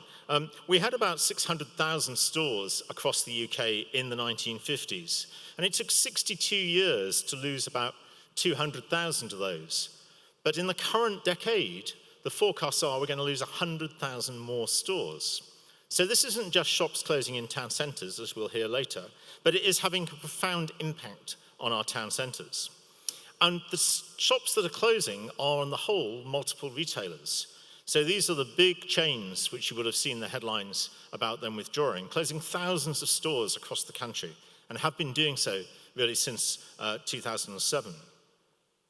But what is interesting is that this is not something that is happening universally across the country. They're closing stores more in those places that are underperforming. So those of you here in the east are, to some extent, protected and against this closure. If you look at places like the northwest and Wales, over a quarter of stores in some high streets have closed, raising serious questions about their future viability. But alongside store closures, there's also job losses. And the British Retail Consortium back in 2017 made this forecast of 900,000 retail jobs going. At the time, people were very dubious. They thought this was an exaggerated figure. But what the data shows us is it's actually happening. And we lost 150,000 jobs in retail last year, and predicting just over that again this year. Now, you may think there ought to be uproar about this. When 3,000 jobs are lost in the steel industry, the press goes wild. But no one is really paying much attention to these retail job losses. In part, many of them were part-time, many of them were not major jobs in a sense in terms of understanding the economics. And what is also happening with this is that some of these jobs are being recreated in coffee bars and other things. So of that 150,000 lost last year, about half of them, people stayed in the retail sector, but just not in a straightforward shop. But it's not just shops that are closing. We're also seeing in our town centres the closure of banks, travel agents, even Swinton Insurance has closed 80% of its branches over the last few years. And the forecasts for estate agents are that 7,500 branches will go in the next few years. So this is clearly having an impact. We're seeing bank machines close as well, which are another reason people often go into town and city centres in order to access cash. And the impact is being felt in terms of footfall. So looking at the country as a whole, using data from Springboard, and John is here today and will be speaking later on the panel, what this looks at is across many centres, but the overall picture, as you can see, is that for every year of the last 10 years, footfall on high streets has declined. Now, that doesn't mean it's declined in every town and city centre over 10 years. Some have shown much more resilience, but overall, footfall is falling away. And whilst we thought a few years ago the decline was slowing down, 2018 came back and said to us, no, it's not. And when we look at the latest data for this year, looking at a year to the end of September, again from footfall, from Springboard, you'll see that it is still declining overall, declining in high streets, but notably declining in shopping centres, because shopping centres are where many of these multiple retailers were, and they now have voids. But retail parks are holding up a little bit better. So this is a real challenge. We're seeing the loss of stores, we're seeing the loss of employment, we're seeing the loss of people in our town centres. It's not even, we are seeing a little bit of variation, and again, you could look at regional data from Springboard that would show you that certain areas of the country are suffering more than others, very much in line with those that have lost stores. But we're seeing differences even between different types of town, and again, Springboard produced the data for these different kinds of places, but you see they're all going the same way at the moment. So where we're at now, really, is this thought, which actually, as long ago as 2013, the then chair of Land Securities said, some towns are not going to see retail coming back. We need to wake up to the fact that there's a change going on now, which is so fundamental that we need to rethink what is going to happen. So if we just step back a little bit and say, well, why is this happening? If we go back to the 1960s, a typical British town, a small place serving its local community very well, not many cars, mainly independent retailers, although Woolworths are just appearing there. But this was the typical scenario. And what we then saw was the rise of out-of-town retailing. And this just shows really that most space for retail was developed out of town rather than in town centres in the 1980s and the 1990s. Government brought in measures to try to prevent that in 1994. But if you look at the data to the right, you see that that did not have a very big impact. Local authorities were still permitting out-of-town development, and perhaps not aware of the consequences this was going to have on their town centre. What we found from looking at data on footfall is that where a large out-of-town centre opened within 10 miles of your town centre, up to 30% of footfall went off from that town centre to the out-of-town places. In some places it was considerably higher. In Dudley in the West Midlands, 78% of footfall went to the Merry Hill Centre. So out of town was having a big impact, and it was driven in part because we had very strong retailers. In this country, instead of having a large number of independent retailers, as you find in some southern continental ones, we have retail concentrated amongst big multiples. And if you just look at some of the data, we can see with supermarkets that here, the big four have 66% of the market share still, which is down a little bit on a few years ago because Aldi and Lidl have started eating into some of this share. But these big supermarkets are still very powerful. And if they want to come into a town, often they're dictating the spaces that they're going to occupy. But it's not just supermarkets that are seeing concentration of retailing. Even within the branded coffee market, though we have many independent coffee markets, but the branded coffee market is carved up by really just the big three who take 52% share of that market. So what happens is that towns want these things, but the concern arises that every town ends up looking the same. And some of you will remember there was a lot of talk about clone towns a few years ago. This sense that there's no identity, nothing special about a particular town centre. And what this has meant is that as these multiple retailers have closed, we've left with spaces in town centres that are now becoming vacant. And this was actually a property task force made up of the retail property industry who felt that the problem had been that we'd been too willing to take retail into our town centres. It had taken over the whole of the town or city centre, dominating the space. And as it now withdrew, it left voids. And so we are seeing this rise again in retail vacancy. We're seeing space that is really underused. Now, it's interesting, there's some data that's come out that suggests that retail vacancy is not a natural consequence of things, that strong cities, in particular, have very low retail vacancy. And this came out from the Centre for Cities only a few weeks ago, where they looked at the strength of your economy and whether it impacted on retail vacancy. And those things in the top right-hand corner, those strong city centres, I'm delighted to say, include Norwich, though they're not named on there, but they very much fit in one of those little spots. So your vacancy, your retail vacancy here, is quite low in comparison to most places. And you can see that that's the thing that is dominant amongst these stronger city centres. So there's a real link between the health of your economy and your trading offer. But the thing that has been driving retail vacancy recently, after the out of town, is online. And we now see here the growth that has happened in online retailing. We've gone from being only 1.6% in 2002 to 18% in 2018. And what's interesting when you look at the breakdown is we do much more non-food shopping online than we do food. We've actually found that food is not growing very rapidly at all. People want to be able to go and pick up the food themselves, to look at it, to test it. So food shopping is slowing the growth down, non-food is running away, and in some sectors it's 40, 50%. So you might say, where is this going? Because the growth is still continuing. Some forecasts say it will be 30% of our retail spend will be online by 2028, and a survey that just came out is suggesting it might be closer to 50%.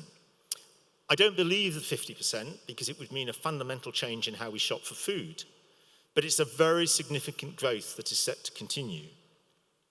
We are the world's best online shoppers.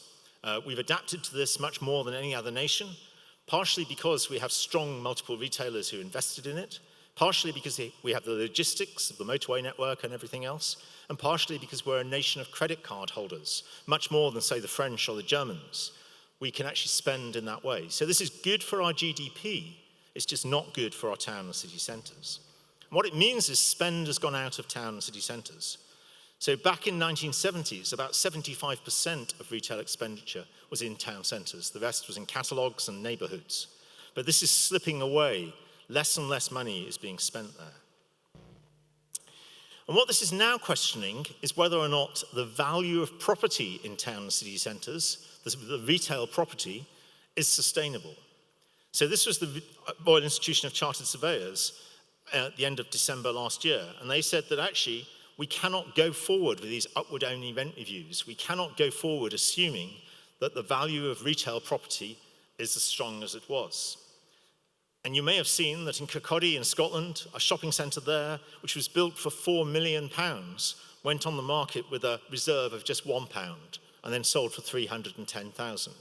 It is an extreme example, but there are lots of other examples now coming where retail property is having to be revalued very considerably.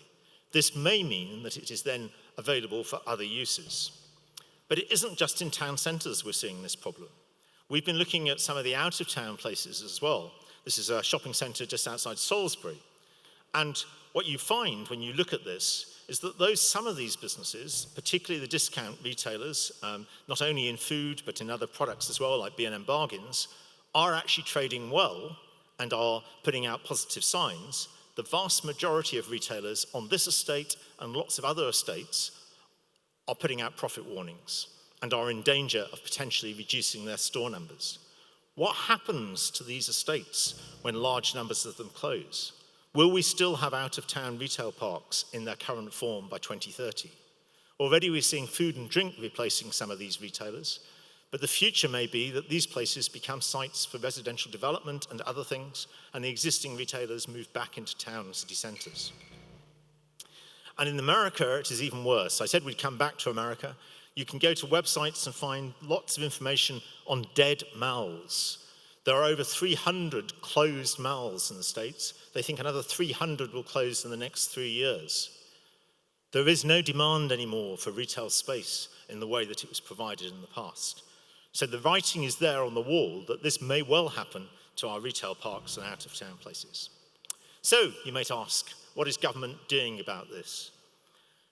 There has been a response. Over many years, government has done at various times little interventions, sometimes supporting initiatives like town centre management, legislation to allow business improvement districts, changing planning policy.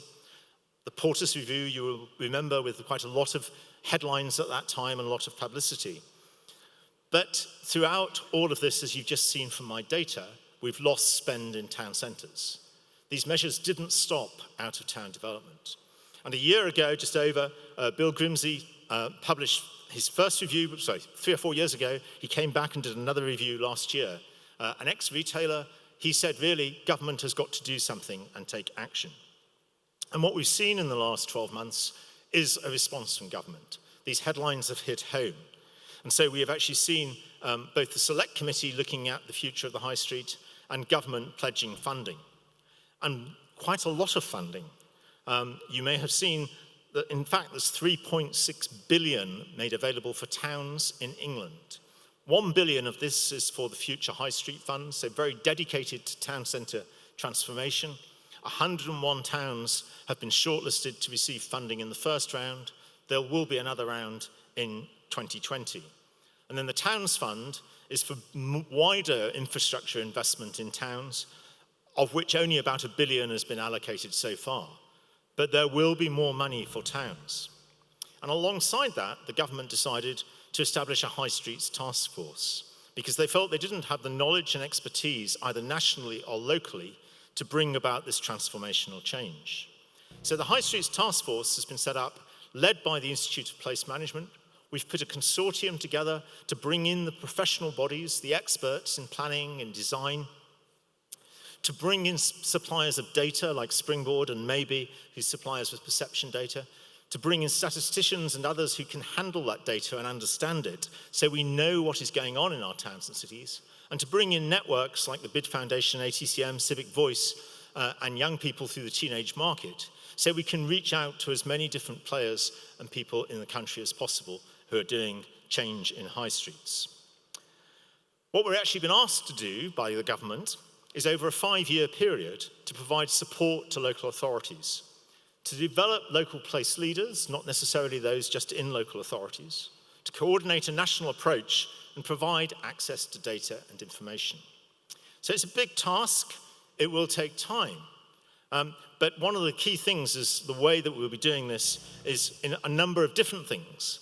But one of the bits that we're very keen to do is to provide a framework for those in town and city centres to make the best choices about how they take their town centre forward. So I wanted just to conclude really by looking at what makes a difference to a town, faced with all the challenges we have. And vitality and viability are the two terms that have been around for a long time.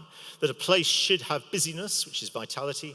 It should have the ability to attract investment in the longer term, which is viability. And though these terms have been used, no one really understood what they meant. And so we did some research as the Institute a few years ago, where we looked at what the literature, the peer-reviewed literature said about this, what various studies, what various towns were doing on this, and we identified the factors that influence vitality and viability. And what we found was that there were over 200 of these factors. They weren't things that everywhere could do, just too many, too big an agenda. So we wanted to prioritize them. And we worked with experts to identify those that had the most influence and those that were most locally controllable. And we ended up with this, a nice scatter graph, which shows that the further you go that way, the more influence a factor has on vitality and viability. The further you go up the graph, the more the factor is controllable locally. And what we said is, these things you have to forget about. They have little influence, little control. These, though they may be important, you just have to live with. You can't change where you are in the country. These things are really not worth doing. They require effort, and that's not really where the main focus should be, but these are the ones you should get on with. So we identified initially 25 factors. Now this was back about 4 years ago. So one of the first things we've done now as the task force is to review this research, to look at the latest emerging evidence, and to re-look at these 25 factors. We found that most of them stayed the same, but some new ones crept into here. And this is really the 25 things that make the biggest difference to the vitality and viability of a town centre. These are on our website. They're explained in more detail there. And here's another list so you can read them a bit more easily. But if you take action in these areas, you will improve your town centre. And so we use these as an auditing tool, and we're going to be advising local authorities to do that, to highlight where they have deficiencies, where they're doing well on them. But this will make a difference. What we will be providing through the task force are learning for place leaders in all kinds of ways. Some will be online courses, some will be webinars, some will be face-to-face. But we've got a series of things that will run over the 5 years to better equip the people who are making decisions. With local authorities, we want to target those that are most in need, those that have the most capacity problems. So we're assessing local authorities based upon some of their responses to the Future High Street Fund, to identify those that have the biggest requirement. But all local authorities will get access to some information. We don't go live until July next year as a service, although we're piloting things now.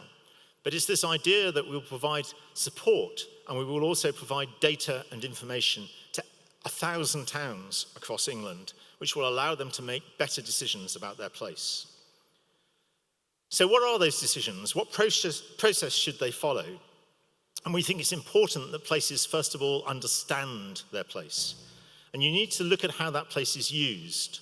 This is the traditional way that we think footfall works, that people come into town centres, city centres at Christmas and shop there. But actually, when we look at the data, that is only true in 20% of town centres now, that they're used primarily for that purpose. Other centres have other signatures based on actual usage. This is actual data over many years drawn from Springboard. Some have their peak in the summer as holiday towns. Some are specialist places with other attractions than retail. Some are multifunctional with perhaps universities, offices, other things that draw people in. But people are making decisions based upon the fact that all our town centres are about Christmas shopping. They need to change. We need to think of other generators of footfall. Putting events on clearly generates footfall. Is it always positive? Do people spend money?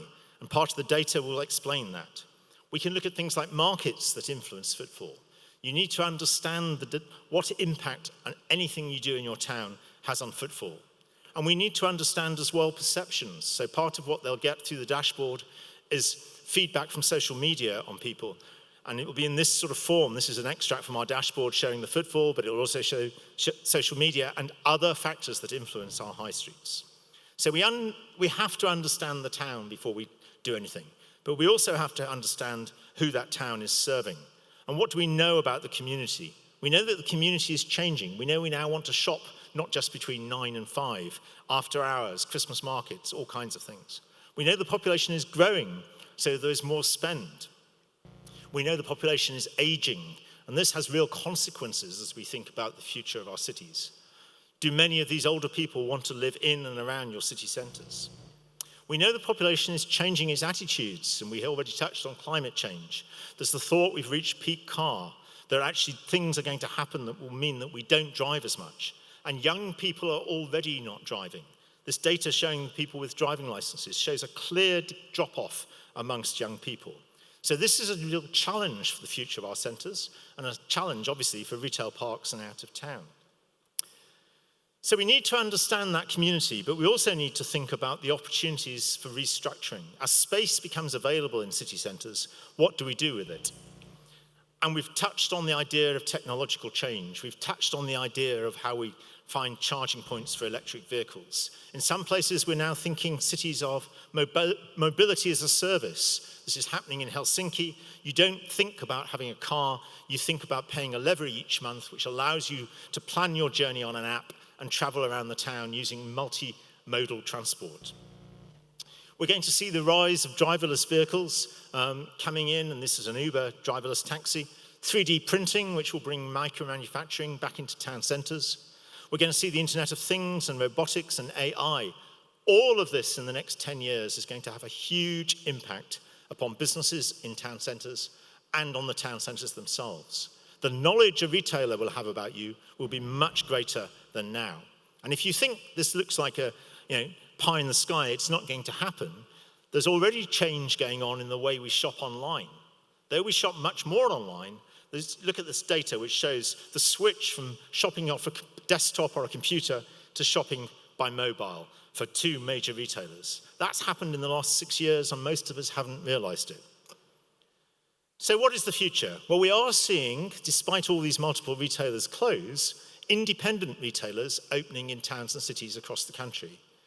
Not all of them have the best business plan, not all of them survive, but there is a lot of investment by independent retailers into space.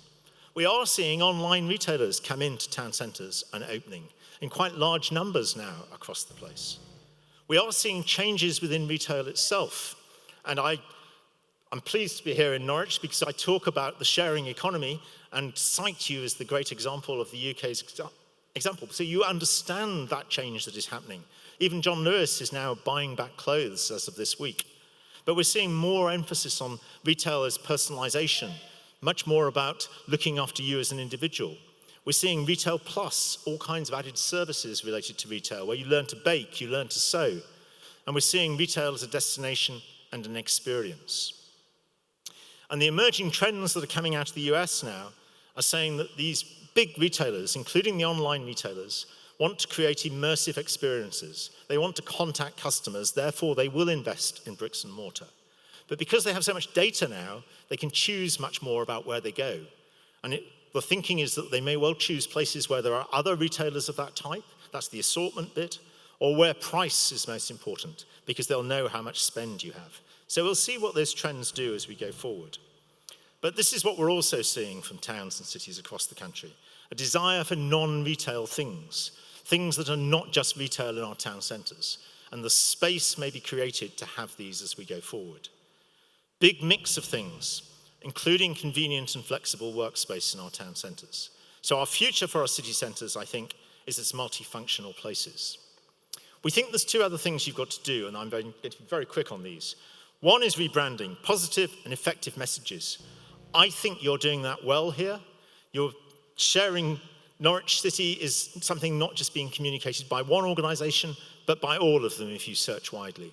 It's part of saying who you are. It's like your city of stories. You're doing a great job in saying Norwich is a different place. We think you've got to think about that as one of these aspects that we're changing. We've got to think about how you put messages out, but we've got to think about these other bits as well that I outlined. So the 4 R's that we will make that difference. So it's knowing what to do, it's knowing how to do it. And this is the advice the task force will be offering. And if we can do that, then it's not us saying this, but the World Economic Forum, who thinks that high streets will adapt, who has confidence that high streets will change, but they won't be shopping centres in the future. There will be places where they offer the specialised experience and full of discovery and excitement. So hopefully that gives you some insight into what we are seeing happening and how it might occur. And over the next 5 years, we look forward to seeing a change in our high streets. Thank you.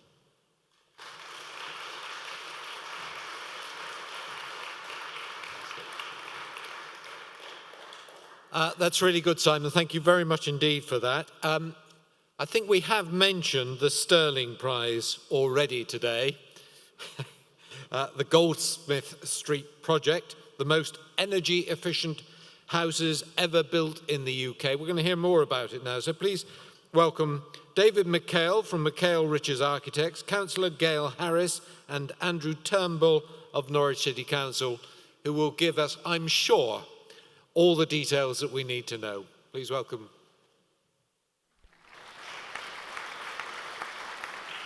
Thank you. I'm Gail Harris, Deputy Leader of Norwich City Council and Cabinet Member for Social Housing. We're here today to talk about our award-winning passive house development at Goldsmith Street. Just a week ago, it was awarded the inaugural prize, the Neve Browner Prize for Social Housing, and on that same evening, it was awarded the Sterling Prize. This is something that we should all be proud of because social housing has never ever been nominated for the Sterling Prize, let alone win it. So we're here for good news today. So in 2017, I can remember standing on site with Councillor Alan Waters, a leader.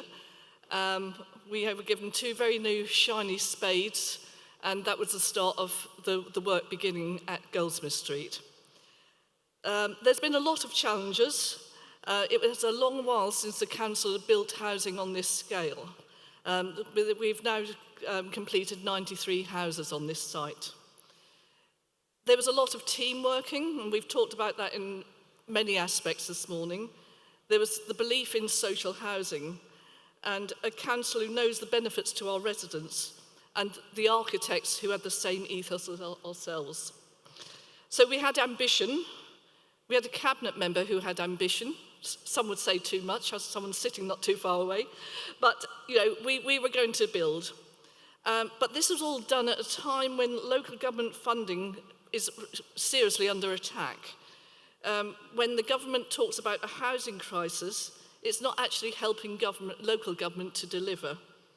We've got issues with retained right to buy receipts. There needs to be reform. The government needs to listen. It needs to help us deliver housing because it's councils who will be able to deliver the much needed housing.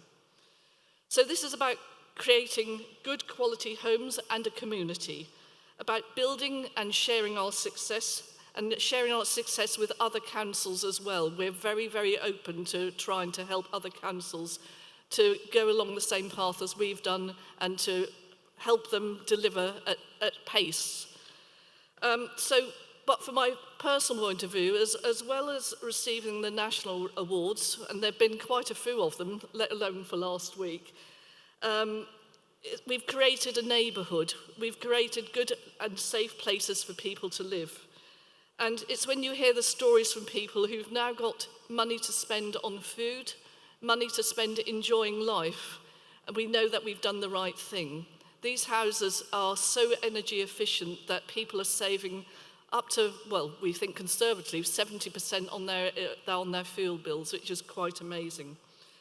So I'm now going to pass over to Andrew Turnbull, who's our Housing Development Manager on the council, and he'll give you a context and a bit more detail, and then we'll pass on to the architect, David McHale, for more detail. But I think really this is an incredible achievement, and thank you for having us here to talk about it today.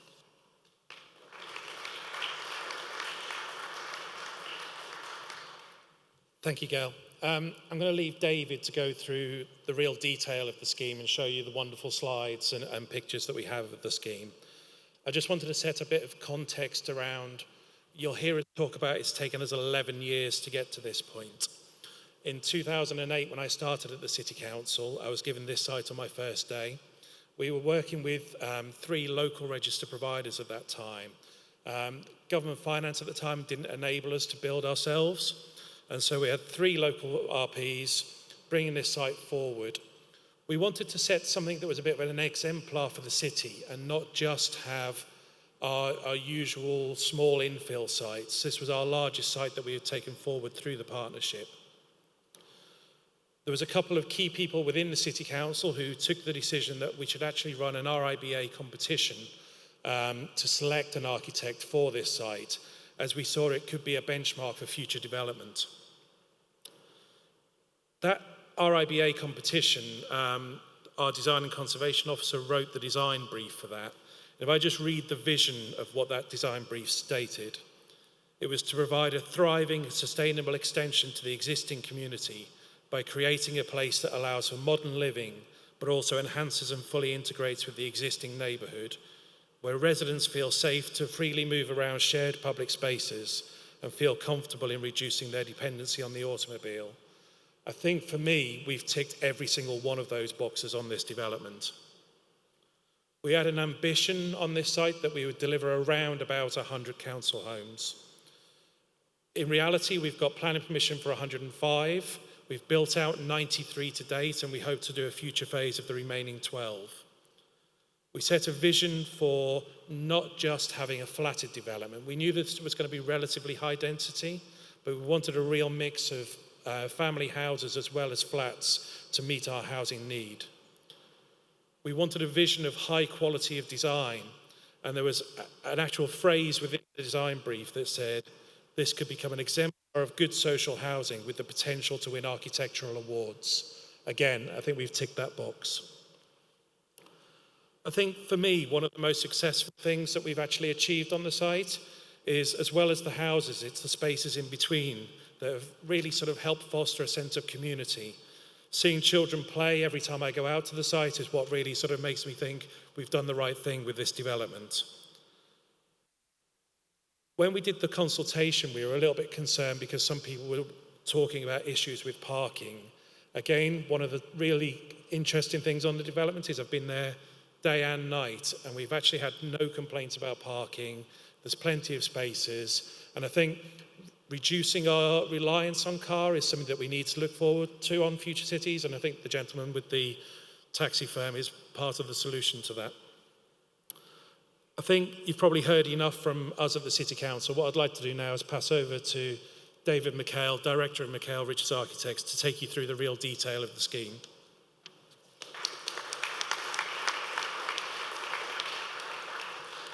Ooh, I don't know how I do this.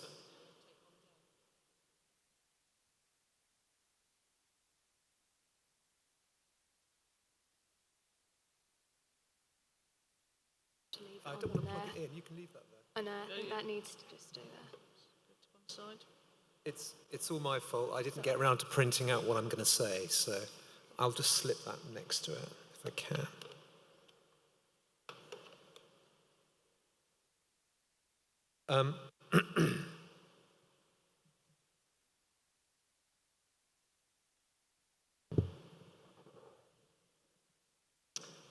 Hello everyone, I'm David McHale. I'm the director of McHale Richards Architects.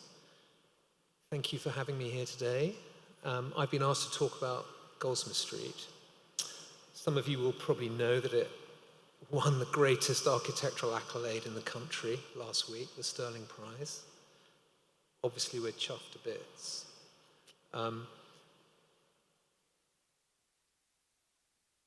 The project has had a huge amount of traction in the media, much more so, I think, than most Sterling Prize winners.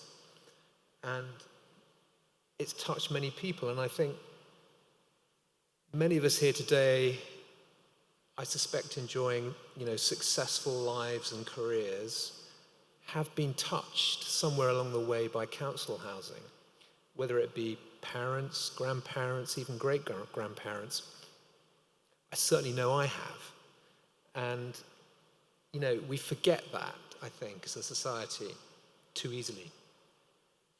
Even this morning, I was in correspondence with a friend of mine who happens to be a barrister, and we were talking about this issue, and he just sent me a little story. He said, yes, Dave, I was waiting to go into court a few months ago, and this lady who had just retired from being a Sunday Times super lawyer or whatever, very posh voice and double-barreled name, was telling me that day as a child her mother received a letter from the council, and she was immediately taken off to her dad's workplace by her mum to show her dad the letter.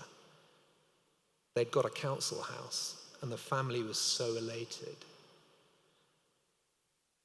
So I think, you know, as a society, we owe council housing a great deal, and it's absolutely thrilling for me personally to feel that with Norwich, we are reappropriating council housing potentially and showing the government a possible future.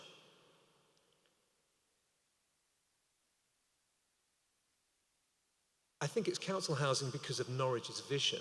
When we came to designing this site, we don't think differently about it because it's council housing, and so, you know, I could take no credit for that. I think it just gave us extra emphasis to make doubly sure this was going to be a fantastic place. We believe that our job is to make buildings people love, whether it be housing, workplace, or anything, and that people are people's emotions and affections for buildings are at the center of what we do. I believe, I'm sure like many of you, that good housing has to be comfortable, it has to be spacious, it has to deal with issues of privacy and light, and given the climate emergency we now face, we also firmly believe that building has to be low carbon. But also, building is an opportunity to provide people with social connection. We feel that there is a well understood epidemic of loneliness now. Children are relatively inactive. This project gave us in Norwich an opportunity to demonstrate that through careful design, it is possible to encourage neighbours to talk to each other and make friends, for children to play, not worried about, you know, being run over, and, you know, the emphasis here has always been on social connectedness. And when people talk about this project in the media, there's a massive emphasis on the low carbon credentials, which are really important. But I like to think that the other great victory for this scheme is its encouragement of people to connect. And that's so appreciable when you see the children playing in the ginnels at the back and how their parents talk about their children making friends so readily. That really fills me with joy. But another thing which isn't talked about, I think, which I think we felt, and I think was reflected in the original brief that Andrew just referred to, was that the residents should feel that they're in a great place, yes, a place that's optimistic and forward-looking, yes, but that they're, rather than being part of some social or architectural experiment, that their home feels like an organic and natural part of the city. And I think perhaps it's the combination of all those factors which has made this a successful project. So, I'm going to show you a few slides, but I'm going to rattle through them quite quickly.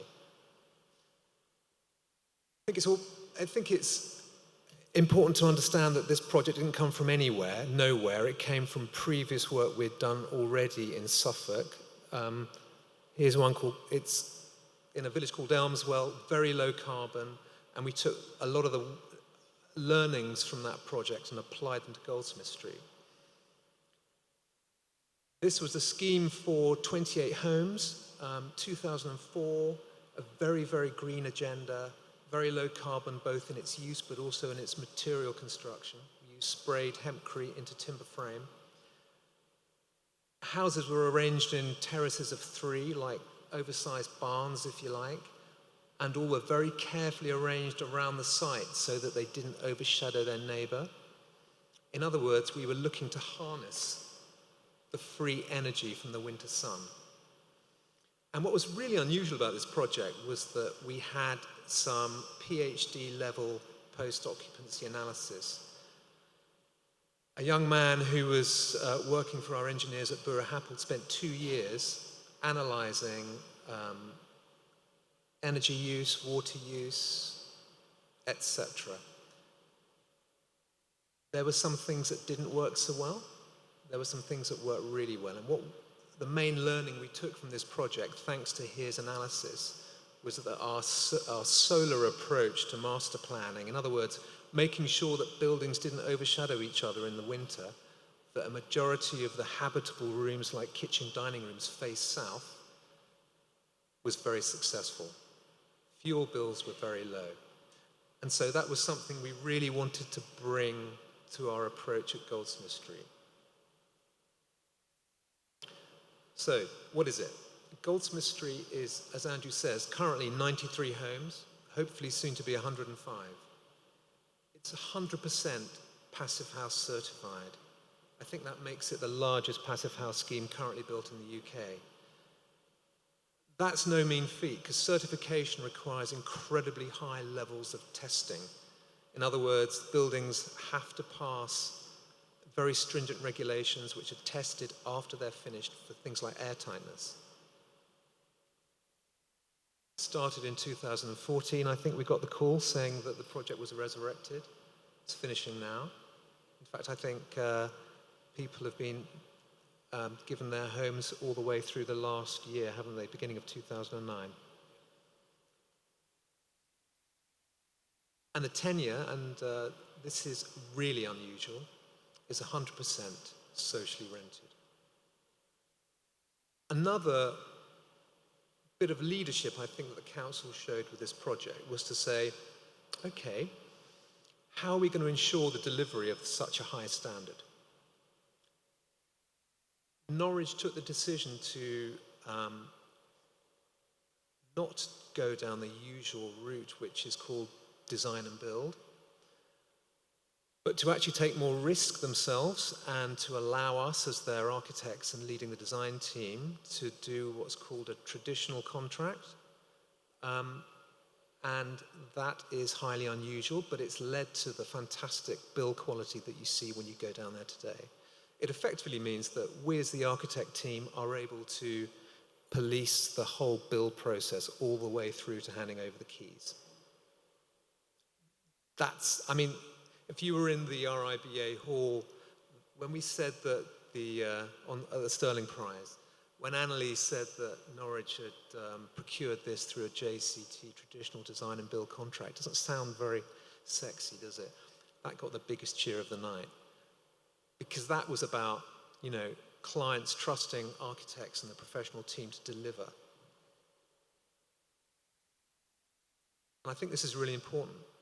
Construction cost was £1,850 per square metre, which is about 5 to 10% more than a standard bit of housing in this part of the country. So not a great deal more, extremely high quality. Colleagues in London and around the country find it very difficult to believe that we procured it for that kind of price. Again, Norwich were fantastic because they set up a framework of like-minded contractors which allowed us to work with the contractor, Carter, and to know that everybody from the contractor all the way through was on board with this process. So very quickly about some of the ideas. There it is in red. I'm sure most of you know it. It's 10 minutes walk from the centre of the city. The darker grey areas shown bottom left are what's called the Golden Triangle. I'm sure many of you will know it. And after spending a lot of time coming up with ideas for the site which didn't quite work, we were reminded of this by Kathy Hawley, who was in our team at the time. She comes from Norwich, as an area in Norwich that is considered to be a lovely place to live. Perhaps we should be looking at that area for some clues, which we did. And we discovered the very important planning fact, which is that the streets here are 14 metres wide, much narrower than standard overlooking distances in most planning law would allow.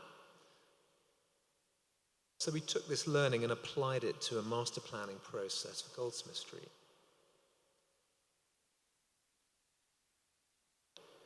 That 14-metre separation of streets we felt was comfortable, especially when you applied the learning from the previous project at Clay Field, which was about harnessing the sun's winter energy.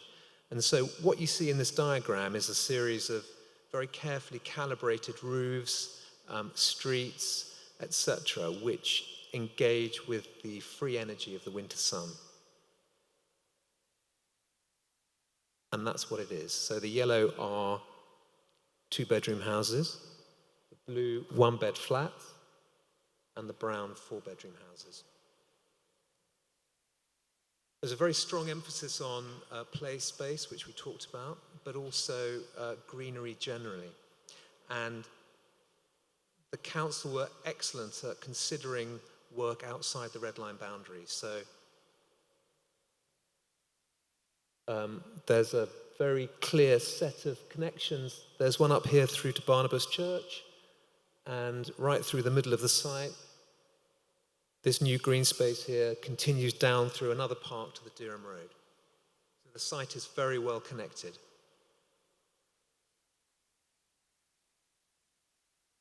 We're very keen to promote the idea of small children having a safe place to play, and we've provided these kind of ginnels down the back gardens, which are very modest. They're only 2 or 3 metres wide, but just with a little bit of care and love and consideration, we've made them places where parents are able to know that their toddlers can play, because at each end they're secured by gates, and they're only really accessible for the residents of that particular terrace.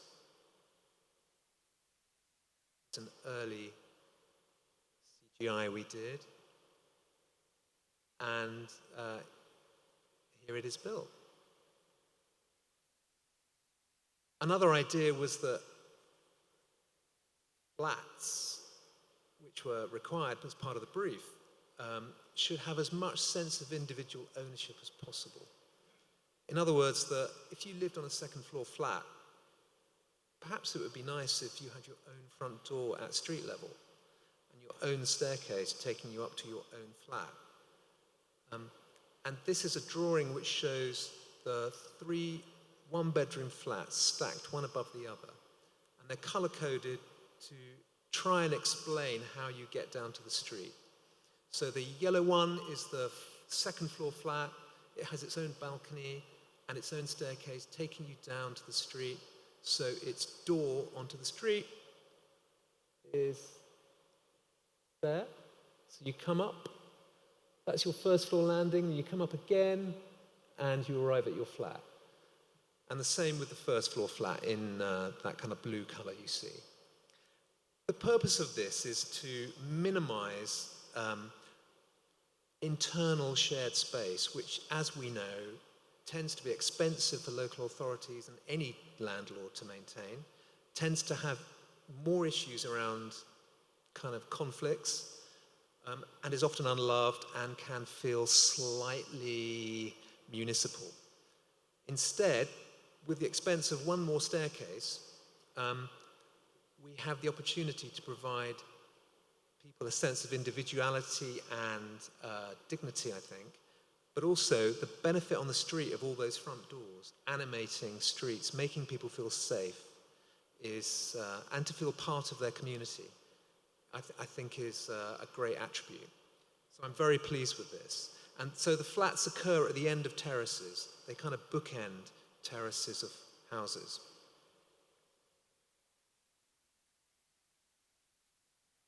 I like this drawing because it was the first time we started to grapple with the idea of every front door having its own colour as well.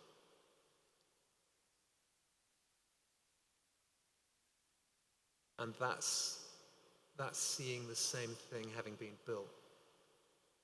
And you can see the 3 front doors associated with the 3 flats. That's a view from a small children's play area across to the flatted end and down Goldsmith Street itself. I don't think there's time to go into too much detail about the house designs. Suffice to say, 3 out of 4 habitable rooms face south. You can see on the section the low eaves to the north, all about optimizing sunlight to their neighbors. Big kitchen, dining rooms facing south at ground floor level. The houses that are rented from the south give out from that room onto a front garden, which is, I'm delighted to see being occupied by chairs and tables, even washing sometimes. And the north-entered houses have that kitchen, dining room onto a private back garden.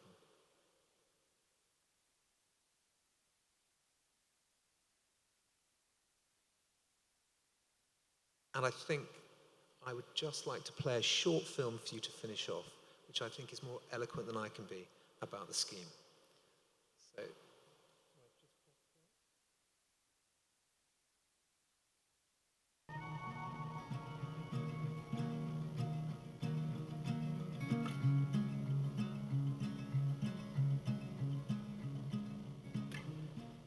We wanted a really aspirational scheme that could potentially sort of set a landmark and spread out across Norwich. So we ran a REBA competition. About 105 practices actually bid for it, and they were right across the world. So we had some from Japan, Holland, and what won it was the recreation of the terrace streets. And so that's why Michael Richards came to actually win the scheme. So we were inspired by the Golden Triangle, an area of Norwich just over the road, quite dense, but very popular, much loved.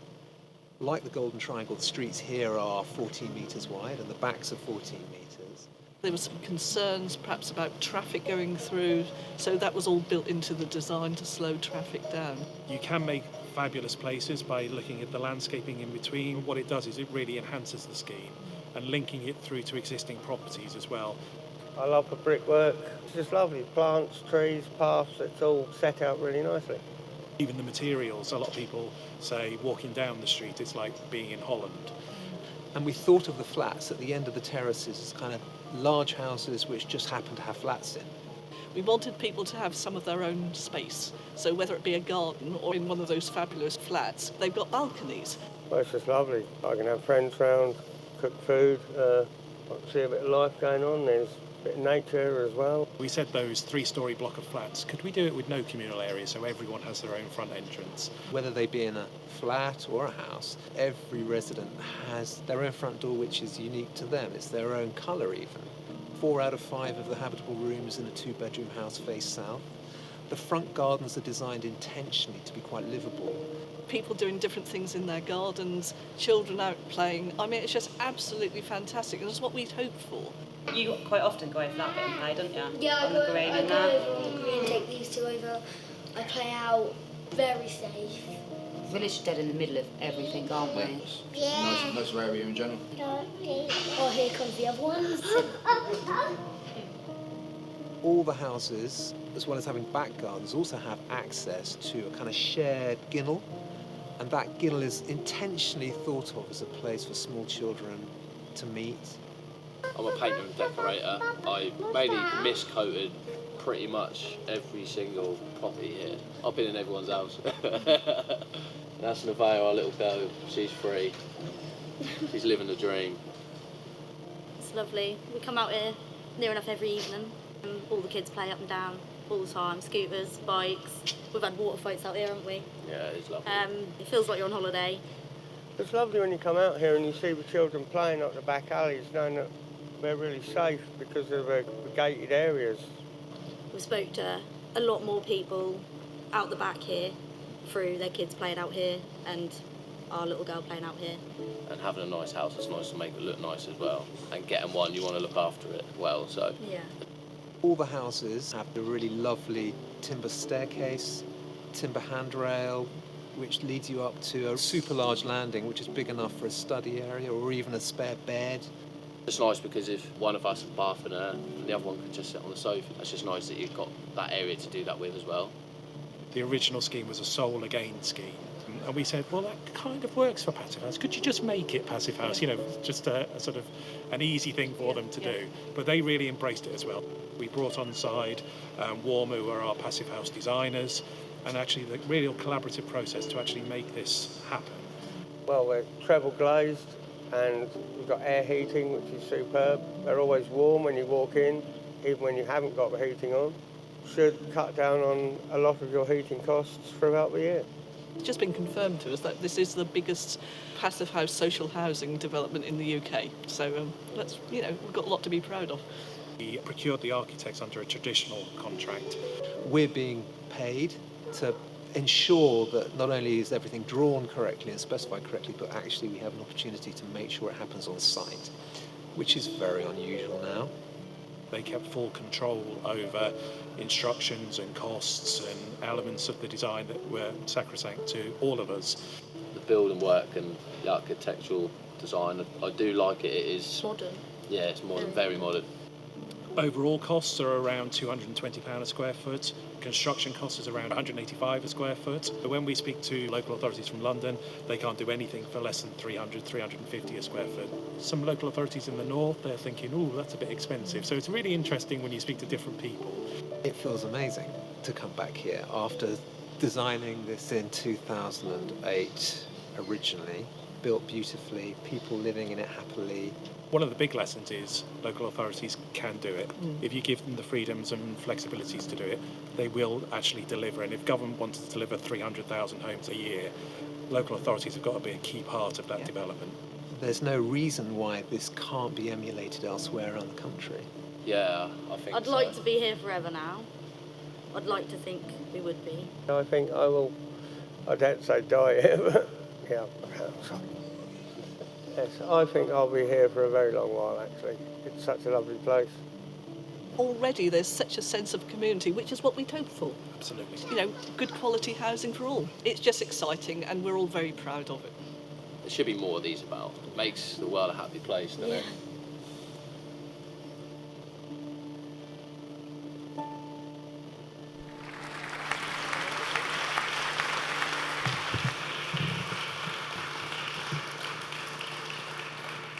All of you, thank you very much. Thank you for making Norwich a winner in a very prestigious award. Ladies and gentlemen, our guests for that part of it. Mikhail Richards, architects David Mikhail, Gail Harris, and Andrew Turnbull. Now we're going to have another panel discussion again. We're going to give our speakers a few minutes just to talk about what they're going to say. So can I ask Simon Quinn to come back up?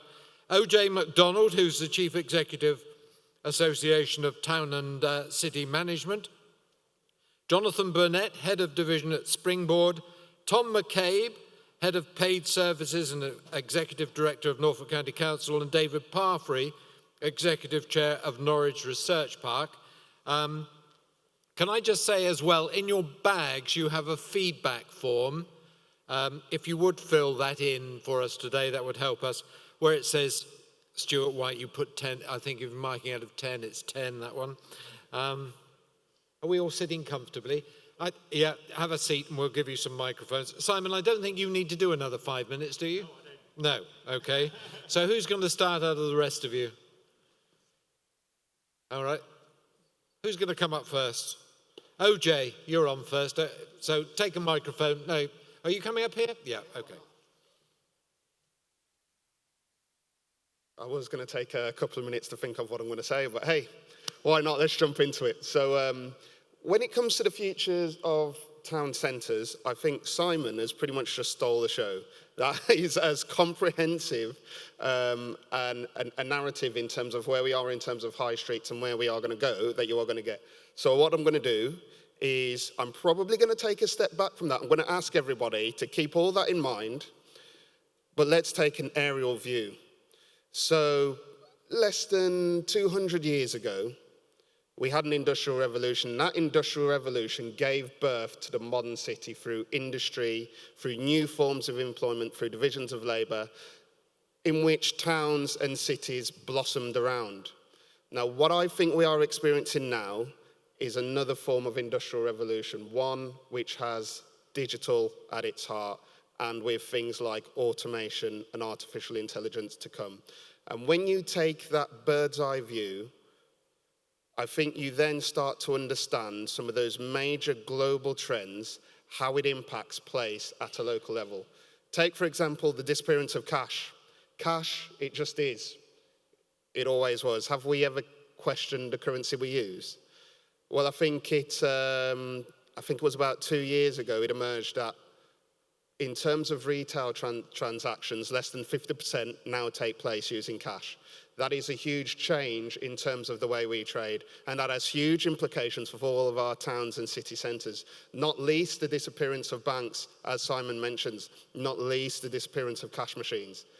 The loss of cash is massive, and there is huge changes happening in terms of how we trade. I think in terms of digital, in terms of automation, we are looking at quite significant changes to lots of different industries, retail and beyond. And I think the significance of some of those changes on town centres we will feel going forward. I think that is just the technological side in terms of where we go in the future. The other side, which is a whole big thing, and I think it was touched on in that last presentation, is that little thing of environmental change, of climate change, and especially that drive to become carbon neutral. With the legislation that was passed by Theresa May's administration, one of her very last acts before she left office, we now have 30 years before we are tied into being carbon neutral. Now, I was speaking to one of our members, I think representing Team London Bridge, the bid in central London, and she said that around about 50% of our carbon emissions actually come from the built environment, 50%. If we are to be carbon neutral in 30 years, then there will be massive changes to the way our towns and city centres work. Absolutely significant, and I think that presentation we've just had is a sign of some of the things we need to start thinking about going forward and quickly, because at the same time, we have a growing population. So there's lots of changes coming, so I'll be happy to speak about more of them during the panel debate. Thank you.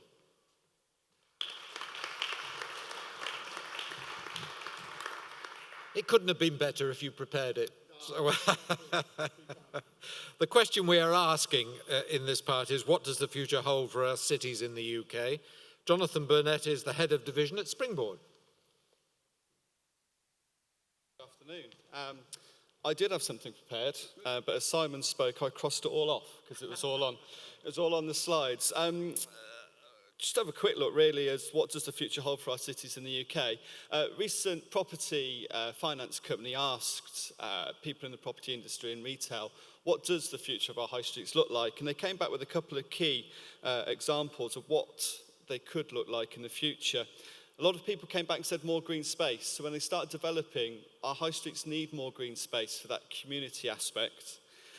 Flexible working space, so we know the rise of WeWork and possibly not the rise of WeWork shortly, but more places to work. I work on the road every day and sometimes just a Costa doesn't cut it. We need flexible spaces where we can all pop in and not just work from home. Beauty and well-being, one thing that you really cannot get on the internet, and we've seen the rise in barbershops and hairdressers and nail bars, and that will still carry on across our UK high streets. But more than anything, and Simon mentioned it earlier, is experience-focused retailers. So recently there was Code 8, which are a makeup brand, that launched a little pop-up shop where you could come and make your own lipstick. So you designed it, you made it, you walked away with it. And we were discussing last night, Evans Cycles do a ride out. So every Tuesday or Thursday night, you can go to an Evans Cycles on your bike, buy whatever you need in terms of your puncture kit, and then go out on a guided cycle around the town centre. So it's those things, experiential retail, that our future high streets will start using a lot more. There's a new buzzword, channel harmonisation, that linking of online and offline and coming into high streets. And again, we were discussing last night around Casper. So we've seen a huge rise in the use of online mattress companies, that everyone will have them sent to you. You'll try them for 100 days and then send them back. But actually, what you really want to do is try it before you buy it and not have it delivered, and then that issue of sending it back again. So Casper have opened 15 worldwide shops now to come and actually sit in a physical environment on a mattress before you buy it. So things are changing online and offline. Just two worldwide examples around the shift from retail to leisure experiences. Malaga are about to open a very large shopping mall. And with there, it's got a concert venue to hold about 5,000 people, 2 hotels, and 20 leisure activities. And Intu's approach to this is that they want to connect families and friends before retail. So their focus is leisure rather than that retail aspect. And for those of you, I'm not sure if you've heard of the American Dream Mall. It's in New Jersey. £5 billion its costs. And the idea there is that they want people to dwell between 6 and 8 hours on average. And again, the focus isn't retail. They want customers to come for non-shopping, but provide convenient shopping whilst they're there. And again, there's ice skating rinks, hotels, leisure, and also DreamWorks are doing a theme park within it. So we can't do that all in our UK high streets, but it just shows you how it's changing from retail to non-retail. And hopefully we'll have some questions shortly. Good, thank you very much. David Parfrey is Executive Chair of Norwich Research Park. Oh, well, you're coming up now. I was doing it the way you're sitting. So I'm not an expert in high streets, I'm afraid, so I can't help you with the question. Anyway, this morning I was speaking to 50 students from City College who are spending the day in Norwich Research Park, trying to learn what's going on there. Now, I took this very question to them because it's a great question, but it bothers me. And it bothers me for 2 reasons. The first reason is cities, and my apologies to all of you, cities are just physical environments for people. I think maybe we should start by thinking about people, not cities. First thing. Second thing that bothers me is when I think, what does the future hold? I imagine a tea tray and somebody coming along with a tea tray full of stuff and giving it to me. So the question I posed to the students this morning is, so, what's the future hold for you and for this place? And I gave them a tea tray, and on it, I had an empty plate, no food, an empty shopping bag, no shops to shop in, a baseball cap and dark glasses because climate change means we can't go outside anymore. I gave them an empty piggy bank because the economy's bust. So those are the things, just an example of the things that are sitting on that tea tray if we wait for it to come to us. Alternatively, I posed them the question as, how about you take responsibility for this? And you start thinking about, what do you want on your tea tray? You can choose what goes on your tea tray. And we started to put things on it. And yeah, I was a bit biased, so I was picking things that they might just hear some stories about while they're at Norwich Research Park. So we represented food with a bunch of bananas and some coffee. And for those who know anything about the park will already know that Norwich is the biggest producer of banana plants in the world. Fact. Because the banana's got 5 years left. Oh, no, we solved the problem at Norwich Research Park. So you can carry on drinking your smoothies. You can carry on drinking your coffee because Norwich Research Park has solved the problem for the world. I put on a couple of things about disease on there because Norwich Research Park is confidently saying that polio and Zika virus will disappear from our planet within our lifetime because of work on the park. Fact. So put that on there. We can choose to have good health. I put on there some other bits and pieces, and I won't go into all of them, I could do, but they're all about stories that are going on. So it brings me back to the question that Firstly, I think we need to think about who are the people we want to be? What do our next generations need from us in terms of their physical environments? We need to start thinking about taking responsibility and choosing what we want. So instead of thinking, what does the future hold? Let's start with the question, what do we want the future to hold? And then how are we going to get it? Yeah? So I think I'd just leave you with that thought. That's me.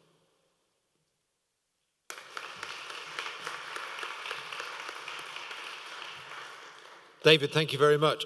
We had that question about charging points for cars, and Laura was walking past over there, and she said to our next speaker, you could have answered that, Tom McCabe, who is Head of Paid Services and Executive Directors, Norfolk County Council.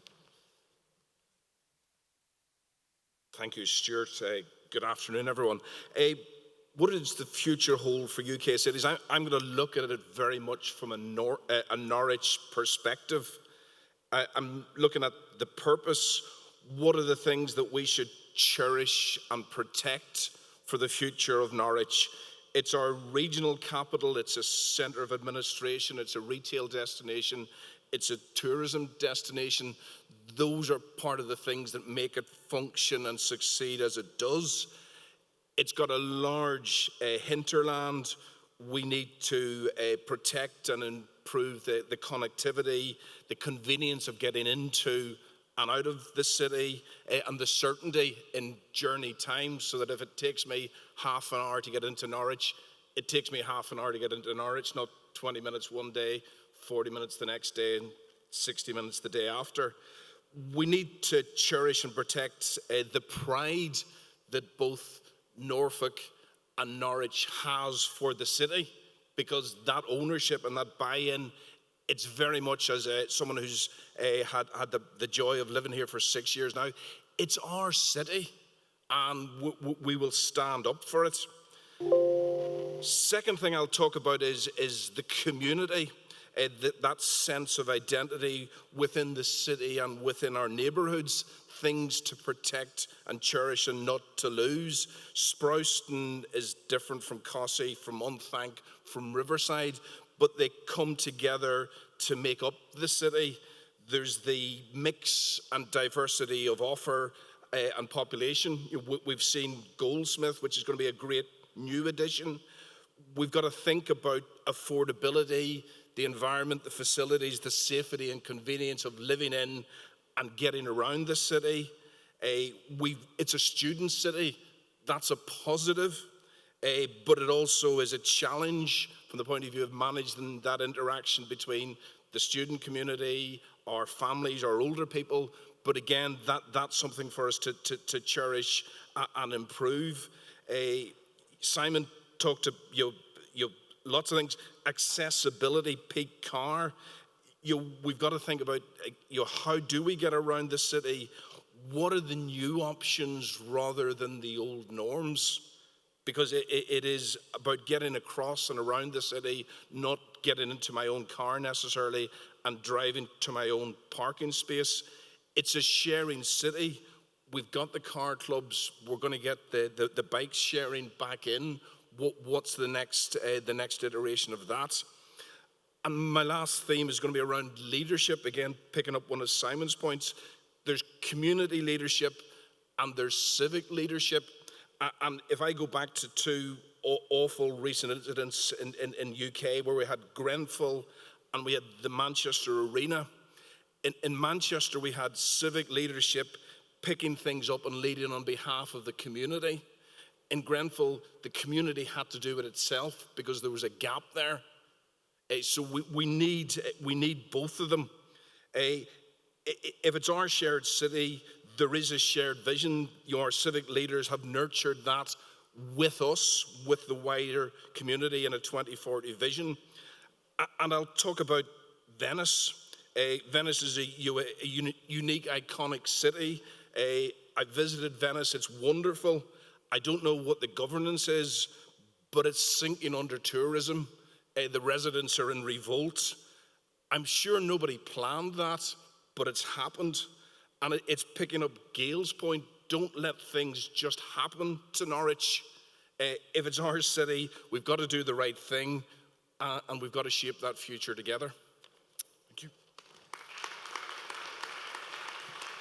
Good. Thank you very much indeed. Can I just get somebody to get that microphone down? Because you're going to need... No, that one that's up there. If you just take that... No, the one on the stand. Take it down. So you've got two to share. Sorry. Right. Any questions that we've got about the future of cities in the UK? No, you can sit down. Sit down with it. Take it. No, keep it. Keep it. No, you keep it. All right. Can I ask you, actually, since you've got a microphone there, Simon, I'll ask you this. I've been to several of these forums where they've said that all of the shops will be replaced by entertainment outlets and coffee shops predominantly. But actually, nobody's coming into the town to get a cup of coffee. They're coming into the town or city centre to get something from the shops. Can one exist without the other? No, I think retail will be an important part of our town and city centres going forward. There will probably be less retail in a lot of towns, but actually Norwich may be one. The larger cities probably will still have significant retail offer. I think there will become places that people will come to perhaps from an even wider area in order to shop, because some of the smaller towns will lose some of their retail offer and perhaps just provide more convenience shopping than anything else. Anybody else want to come on that? Yep, OJ. Right, retail is changing in a big way. I mean, some of the changes I've seen just this year have been so significant and mind-blowing that I don't know where this thing takes us next in terms of digital technology. So I do this now at most of my presentations. I'm going to do a social media influencer test on you. Little show of hands if you know the name of James Charles. Stefan, I know you do because we've talked about this, haven't we? Absolutely no one else in the audience. I know you. Nobody likes... Oh, there's one here. There's a lady here. Oh, fabulous. And show of hands again if you know Ryan of Ryan's Toys. Okay, so obviously parents in the room. So James Charles, social media influencer, has his own YouTube account. He's a DIY makeup artist. He calls his community of global followers his sisters. He announced he was coming into Birmingham city centre to open up a makeup store for just 20 minutes. I think the Bull Ring sold about 700, 800 tickets for people to see him. On the day, 8,000 kids turned up and brought the whole of the city centre to a complete standstill. We found out the story after that. James Charles has about 14 million followers. At the age of 19, he is a millionaire, and he is absolutely loved. And there is this whole world of social media influence happening, which greatly impacts the retail sector, which most of us at the moment in this room actually do not have the foggiest about. Certainly nobody in Birmingham, not the local planning authority, not the guys who managed the Bull Ring, understood what James Charles meant to a younger audience. Ryan from Ryan's Toys has his own YouTube channel, plays with his toys. He is hugely influential in terms of kids picking what toys they are going to buy in shops. His YouTube channels have over 40 billion views. He is the modern day Toys R Us. You don't go to Toys R Us anymore to pick your toys. Kids now go on YouTube and see what Ryan's playing with, and that's how they make their choice. Social media is completely changing the game, and I think most of us don't have the foggiest in terms of what comes next. We are disconnected from this change, and I think it presents us with a real challenge. What I'd like to do is to ask David about that, because what would they have put on their tray for that today, of what they want the city centre to be? Well, is that working? Yeah. Yeah. I mean, it's interesting. The way I'd answer the question is something I said earlier in the summer at another event, and that's we've got to get in tune, I think, with what it is that people want to buy, want to consume. So we've just heard a good way we can do that. Now, why I say this is most of us, when we go out for dinner, we get terribly excited about what it says on the bottom about food being locally sourced, locally grown, and all those sort of things. We only ask the question when we're in restaurants. When did you last ask, where was your shirt made? Where was your shoes made? Whatever it is. You know, we're happy to do 8 miles, but surely we should be doing better. Really can answer the sustainability question, but therein lies part of the answer for the retailers and the traders. Find out what your local market wants and give it to them better and cheaper and more sustainably.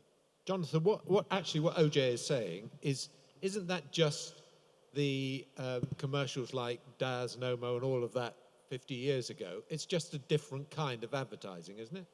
Completely, yeah. It's just another way of coming in, no different to having an advert pop up in a magazine that you're flicking through at the doctor's surgery. You're just going in to start consuming or purchasing that item. Just in terms of those coming in just for a retail shopping aspect, it's not all doom and gloom on UK high streets. Springboard monitors about 250 high street locations across the UK, of which 30% of those have seen an increase in footfall. So although the UK is seeing an overall decline, there is 30% of our UK high streets seeing an increase. And some of those are like Oxford. So Oxford's seen an increase because of the new Westgate development opening, and that's drawn people in from the region. But there's other places like Worthing, Kenilworth, Liverpool, Cardiff will always see slight increases, but there are other locations that are seeing footfall increases rather than a decrease. Okay, can I ask you about diversity on the high street? Because this is the thing, people will say, well, actually, the high street is just banks, charity shops, and actually now most of the major big store chains are actually losing shops on the high street. In Norwich, we have a shop which I think everybody here will love called Thorns, which is a family shop which actually sells what people want and offers diversity. Isn't that the way forward? Who's going to answer that? Yeah? Go on then. Yeah, diversity is very important. I think people want to be surprised, and this is why one of the reasons we've seen the growth of pop-ups, that actually when you come into a town centre, it's not the same every time. And that might be a market stall, but it might be people occupying previously redundant space, sometimes for very short periods. I was looking at a pop-up shop in the northeast of England recently where people go in one day at a time in order to turn over the business and make it different. But we're seeing leisure offers as pop-ups now as well, so you can go and have an experience rather than just buying something. Have you been to Thorns? Bournemouth. Thorns, no. Sorry. But I think... Can I ask you, who on the, I mean, not the Norwich ones, but who on the panel has been to Thorns? No, Thorns is a hardware shop in the centre of Norwich, which is perhaps the most confusing shop to walk around you've ever walked around. But the staff know what they're talking about. The stuff that you want is in there.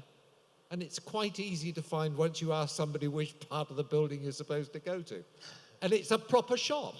Isn't that what we've lost?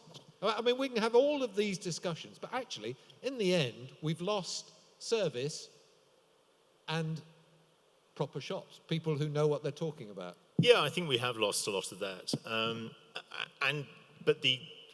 When I used to work in Reading as a town centre manager there, and a shop that'd been there for a long time closed, an independent retailer, and the newspaper ran a headline saying, you know, this is just terrible, it's closing.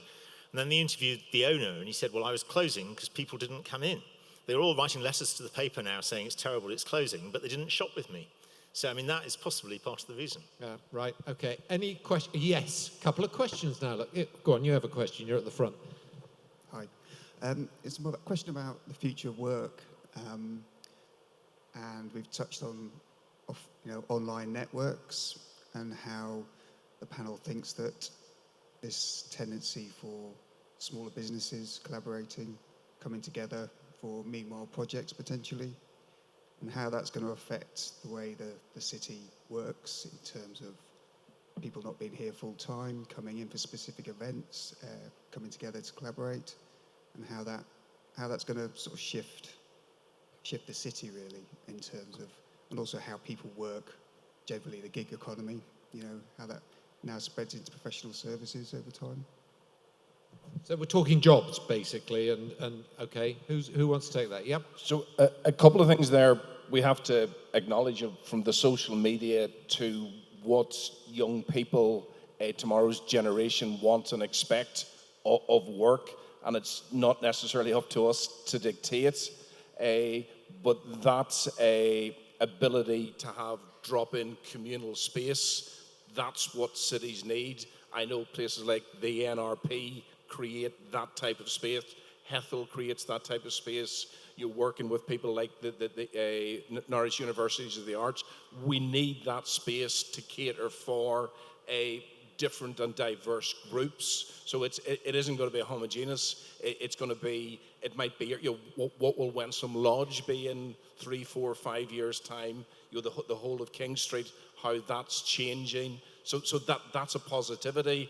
It's not up to us necessarily to dictate, but it's, can we have enough flexibility in our approach so that we give people and communities like that the opportunity to set their own direction? OJ, you just come in on this. I mean, actually, if people don't have jobs, they don't have money to spend, you can have as many coffee bars as you like. It doesn't matter. Yeah, absolutely. In fact, I think Simon touched on it in the presentation. It was the research from Centre for Cities. The strength of the economy will dictate the strength of the high street. And I think one of the reasons why a lot of towns in the Midlands and the North will struggle is because they were industrial towns which have seen a lot of deindustrialisation. So if those jobs aren't there in the wider economy, then no doubt that has an impact on the high street. Okay, I've got one last sentence. So so in terms of digital technology, I think one of the benefits is that no longer do people need to be in the centre of London to be connected. If you have that good, high-quality workspace where small businesses can cluster and collaborate and network, then you can create a fairly thriving economy anywhere. We just need the right infrastructure and services. All right, I'm going to come back to you on that. But if you don't have jobs in the city centre, then you don't need shops in the city centre because there's nobody there to spend their money. Go on, Jonathan, quickly. Over the last 12 months, I've seen a huge shift in public services moving back to town centres. So they vacated them a couple of years ago. They're now moving back in, and that's the catalyst for Drive. I was up north last week. 3 or 4 councils have now moved their head offices back into town centres. And actually, as a result now, the empty offices around them have also started to bring in the private sector. So those people are coming back in. Okay, I've got a question here. Hello, Helen Vincent from MOA Marketing. I represent lots of independent businesses in Norwich, the likes of Thorns, as an example, but I don't actually represent them, actually. But we have got Gerald's as a beacon, and we've got Minnie Mole here today from Gerald's, one of the best retail environments that we could have locally. We need all those national chains to come into Norwich to obviously bolster up all the retail opportunities. But I think with the Norwich lanes and a lot of more sharing, we talk about being a sharing city. I'd like to see more of the activities when they happen in Norwich and people actually galvanising all those people in one place and making the most of them for all the independents. I think it's just about customer service is just so key, and I think all the independents actually know they have to have good customer service because they're not going to get those customers back without good customer service because they don't have the same price points. And I should have mentioned Gerald when I was mentioning Thorns, and I'm so sorry. Who's going to take that? Anything you want to add on that? Yes. There's one of the answers, I think, was something that you already said. When you go into those shops, is you get people who know what they've got, who can advise you, who can talk to you about the products, make sure you come out with the right product. You can't get that online. So I think one of the things is making sure that those people in the shops are really, really aware of what they're trying to sell and giving that customer experience, which you don't get online. You know, I often go to the high street shops because I need help. Ben Webster from Norwich City Council. Zoe's presentation sparked a thought in me. I've seen many away supporters who come to Norwich now in huge numbers to attend football matches, walking from the station the short distance to Carrow Road. I think we're fortunate in this, we have a fairly friendly atmosphere by comparison with some cities on match days where it can be very aggressive. I know these events have to be carefully policed, but are there any ideas, are there any examples whereby you can actually siphon off some of those thousands of people rather than marching from a train station to a football match, actually get them dispersed, maybe staying overnight in the city where they're attending a football match? Maybe that's an opportunity we have while we remain in the Premier League. I think that does happen in certain places. I mean, we have data from Cardiff which shows the impact that happens with any sporting event in terms of people staying in the city, using facilities many hours afterwards. And again, in Reading, when I was working there, the hotels came together with the football club to promote the idea that people would come for the weekend and bring their other half. And a slightly sexist approach that the women would go shopping and the men would go to football, but that more or less is what happened. So there is some thinking going on in this in other places as well. The thing about Cardiff, though, is that the stadium is right in the middle of the... I mean, when Norwich City were in the playoff final, I walked from the Marks and Spencer Cafe and was in my seat within about 7 minutes, which is just fantastic. Any other questions? Yes. Andreas Mavroudis, I'm from Aviva. I'm the Future Mobility Lead. Really interested in what's occurring in regenerating and replanning and redesigning urban areas. But key for me is how do the humans get from A to B, and how do we encourage the use of mass transit solutions? Are there any experiments or trials occurring or being planned for Norwich and Norfolk? I'm involved in several around the UK and parts of the world where we're trialling autonomous vehicles, we're trialling charging systems that are remote access ones, plug-in services that haven't been dreamt of in Norfolk yet. Are there any trials being planned to ready ourselves for that transformation? There you are, Tom. She wanted you to have that question earlier, and you've got it with a lot more now. So what it says, the councils are, with the county, city and surrounding districts are working with Department for Transport, looking at what the future mobility needs of Norwich are. We have to get large numbers of people into and out of a vibrant city. That's the non-negotiable. We've got 95% single car occupancy in the city centre through most peak periods. If we could even reduce that by 10%, that moves us to the scenario where everyone knows how easy it is to get into the city centre during school holidays. That's when we've just lost 10% of the traffic.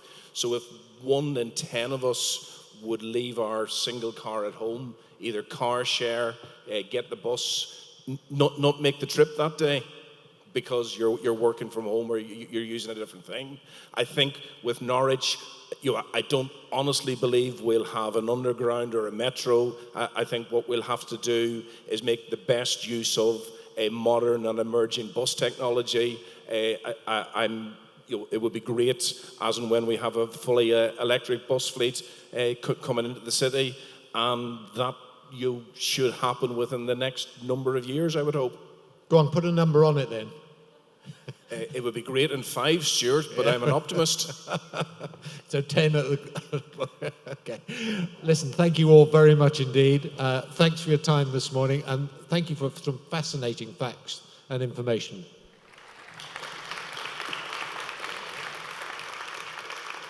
And thank you for your questions. What we're going to do now is finish up with Alex Rinsler, creative producer of Public Artist, Andrew Durney, who's the chair of Norwich Bid, and Caroline Bidewell, who's the head of operations at Norwich Bid, if they could make their way up here to the stage.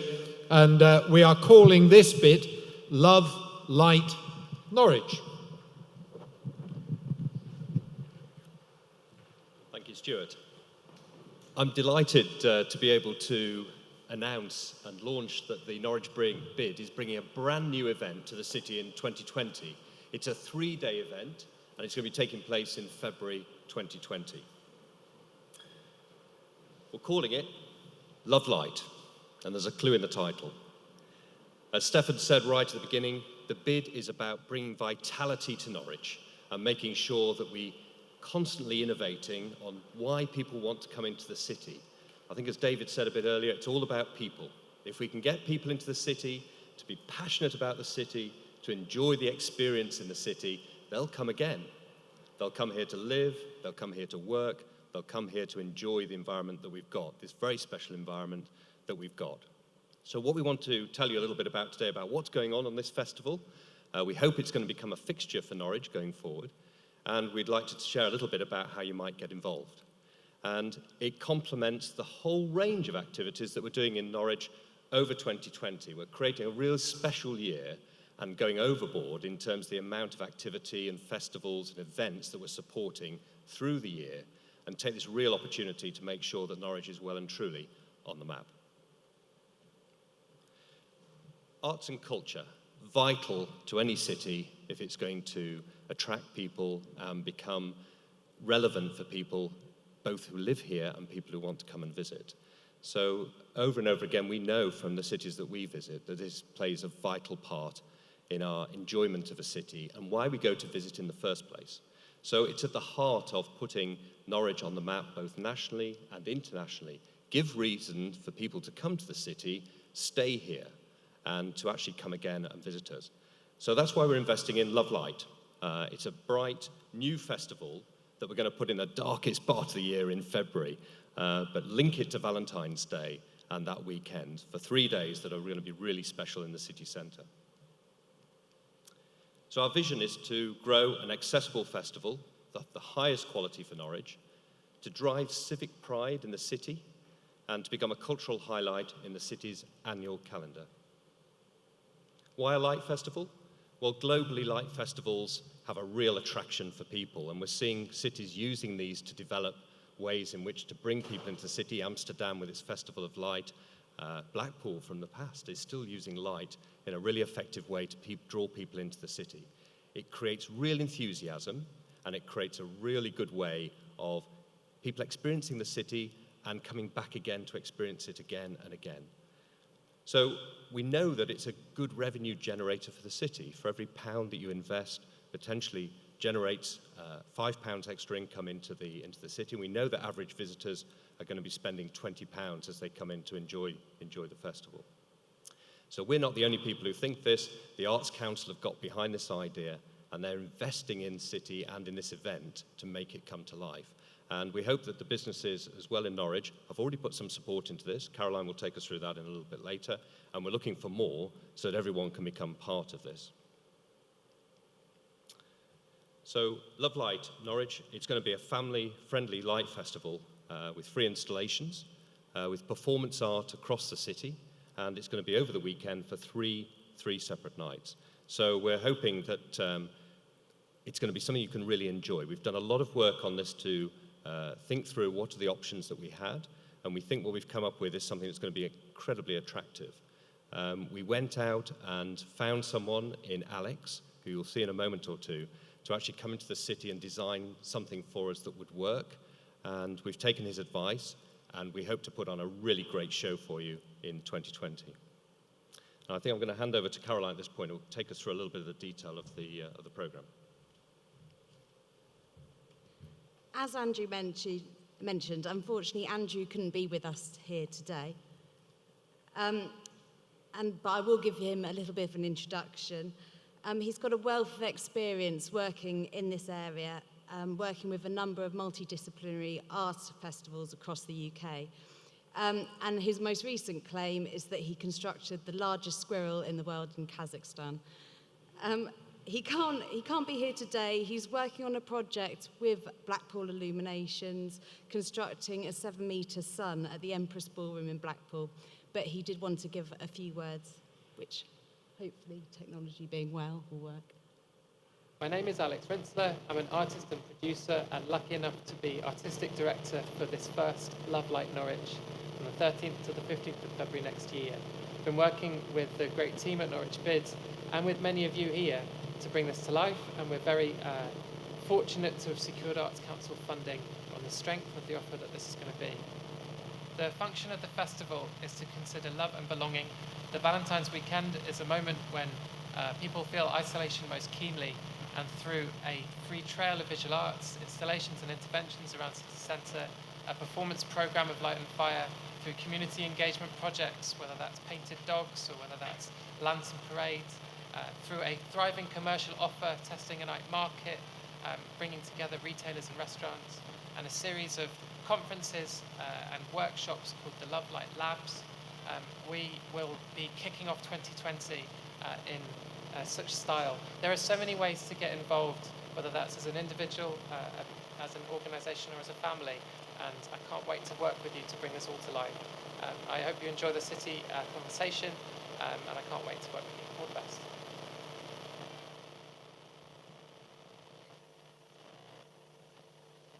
I want to expand on Alex's summary with an update on where we are with the artistic programme, which we'll be announcing at the end of November.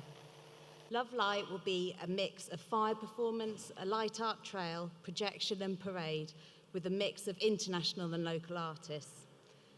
Just to name a few, we have Picto Facto on the top left-hand corner, a French street performance and installation group, producing a beautiful parade of huge lit lanterns, performing what we hope will be the first time in the UK. Bilbo Basso in the top right, an exciting fire-performing duo showing Amour, a wild story of relationship that starts off, as most do, loving and warm, but as the years go by, their emotions and conflicts play out in fire. We have recently met with Projection Technique, an Australian projection artist group, scoping opportunities for large-scale projection in the city centre and are looking at the opportunity of lighting the cathedral. We recently met, alongside these, we'll also be encouraging local artists to experiment with light and fire and offering small grants and access to production and technical support to display local works alongside international pieces. We want to engage with the whole community. One of the key aims of the festival is to create civic pride, and to do this, we want to engage with different groups across the city.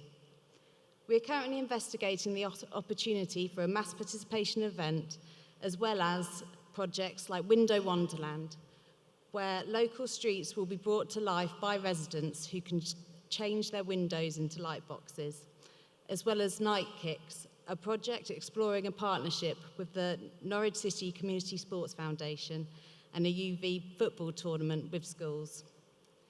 We'll also be looking at Lumi Dogs, an opportunity for communities to learn how to create light-up costumes for their pets, which will be paraded in the city as part of the festival. It's really important that this festival has been born out of the Norwich bid, and we want you, the business community, to take advantage of this opportunity and the increased footfall and marketing opportunities the festival will bring with it, whilst also adding to the festival offer.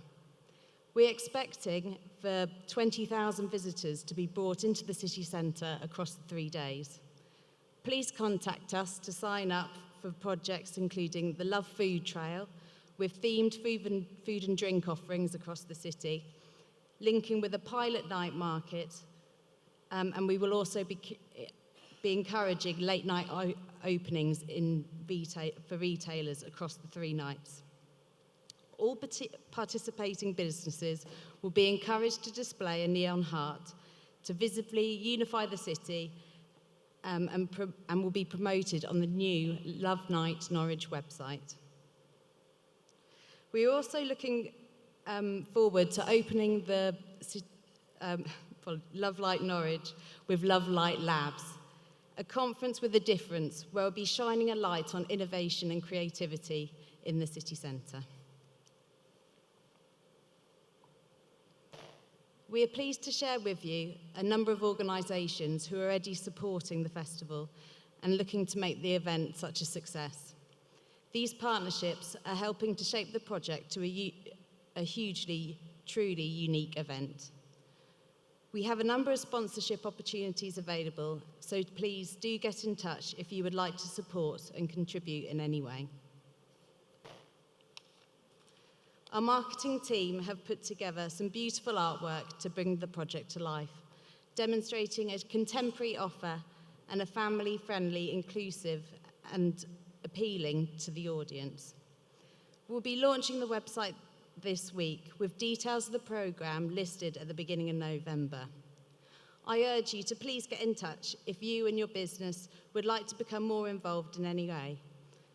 We have added a letter to your conference bag, so please do get in touch if you wish to talk opportunities through with me further. To end, I want to give you the first look of the teaser video, which we'll be pushing out on all our Bid and Visit Norwich social media channels over the next week. Please help us spread the word.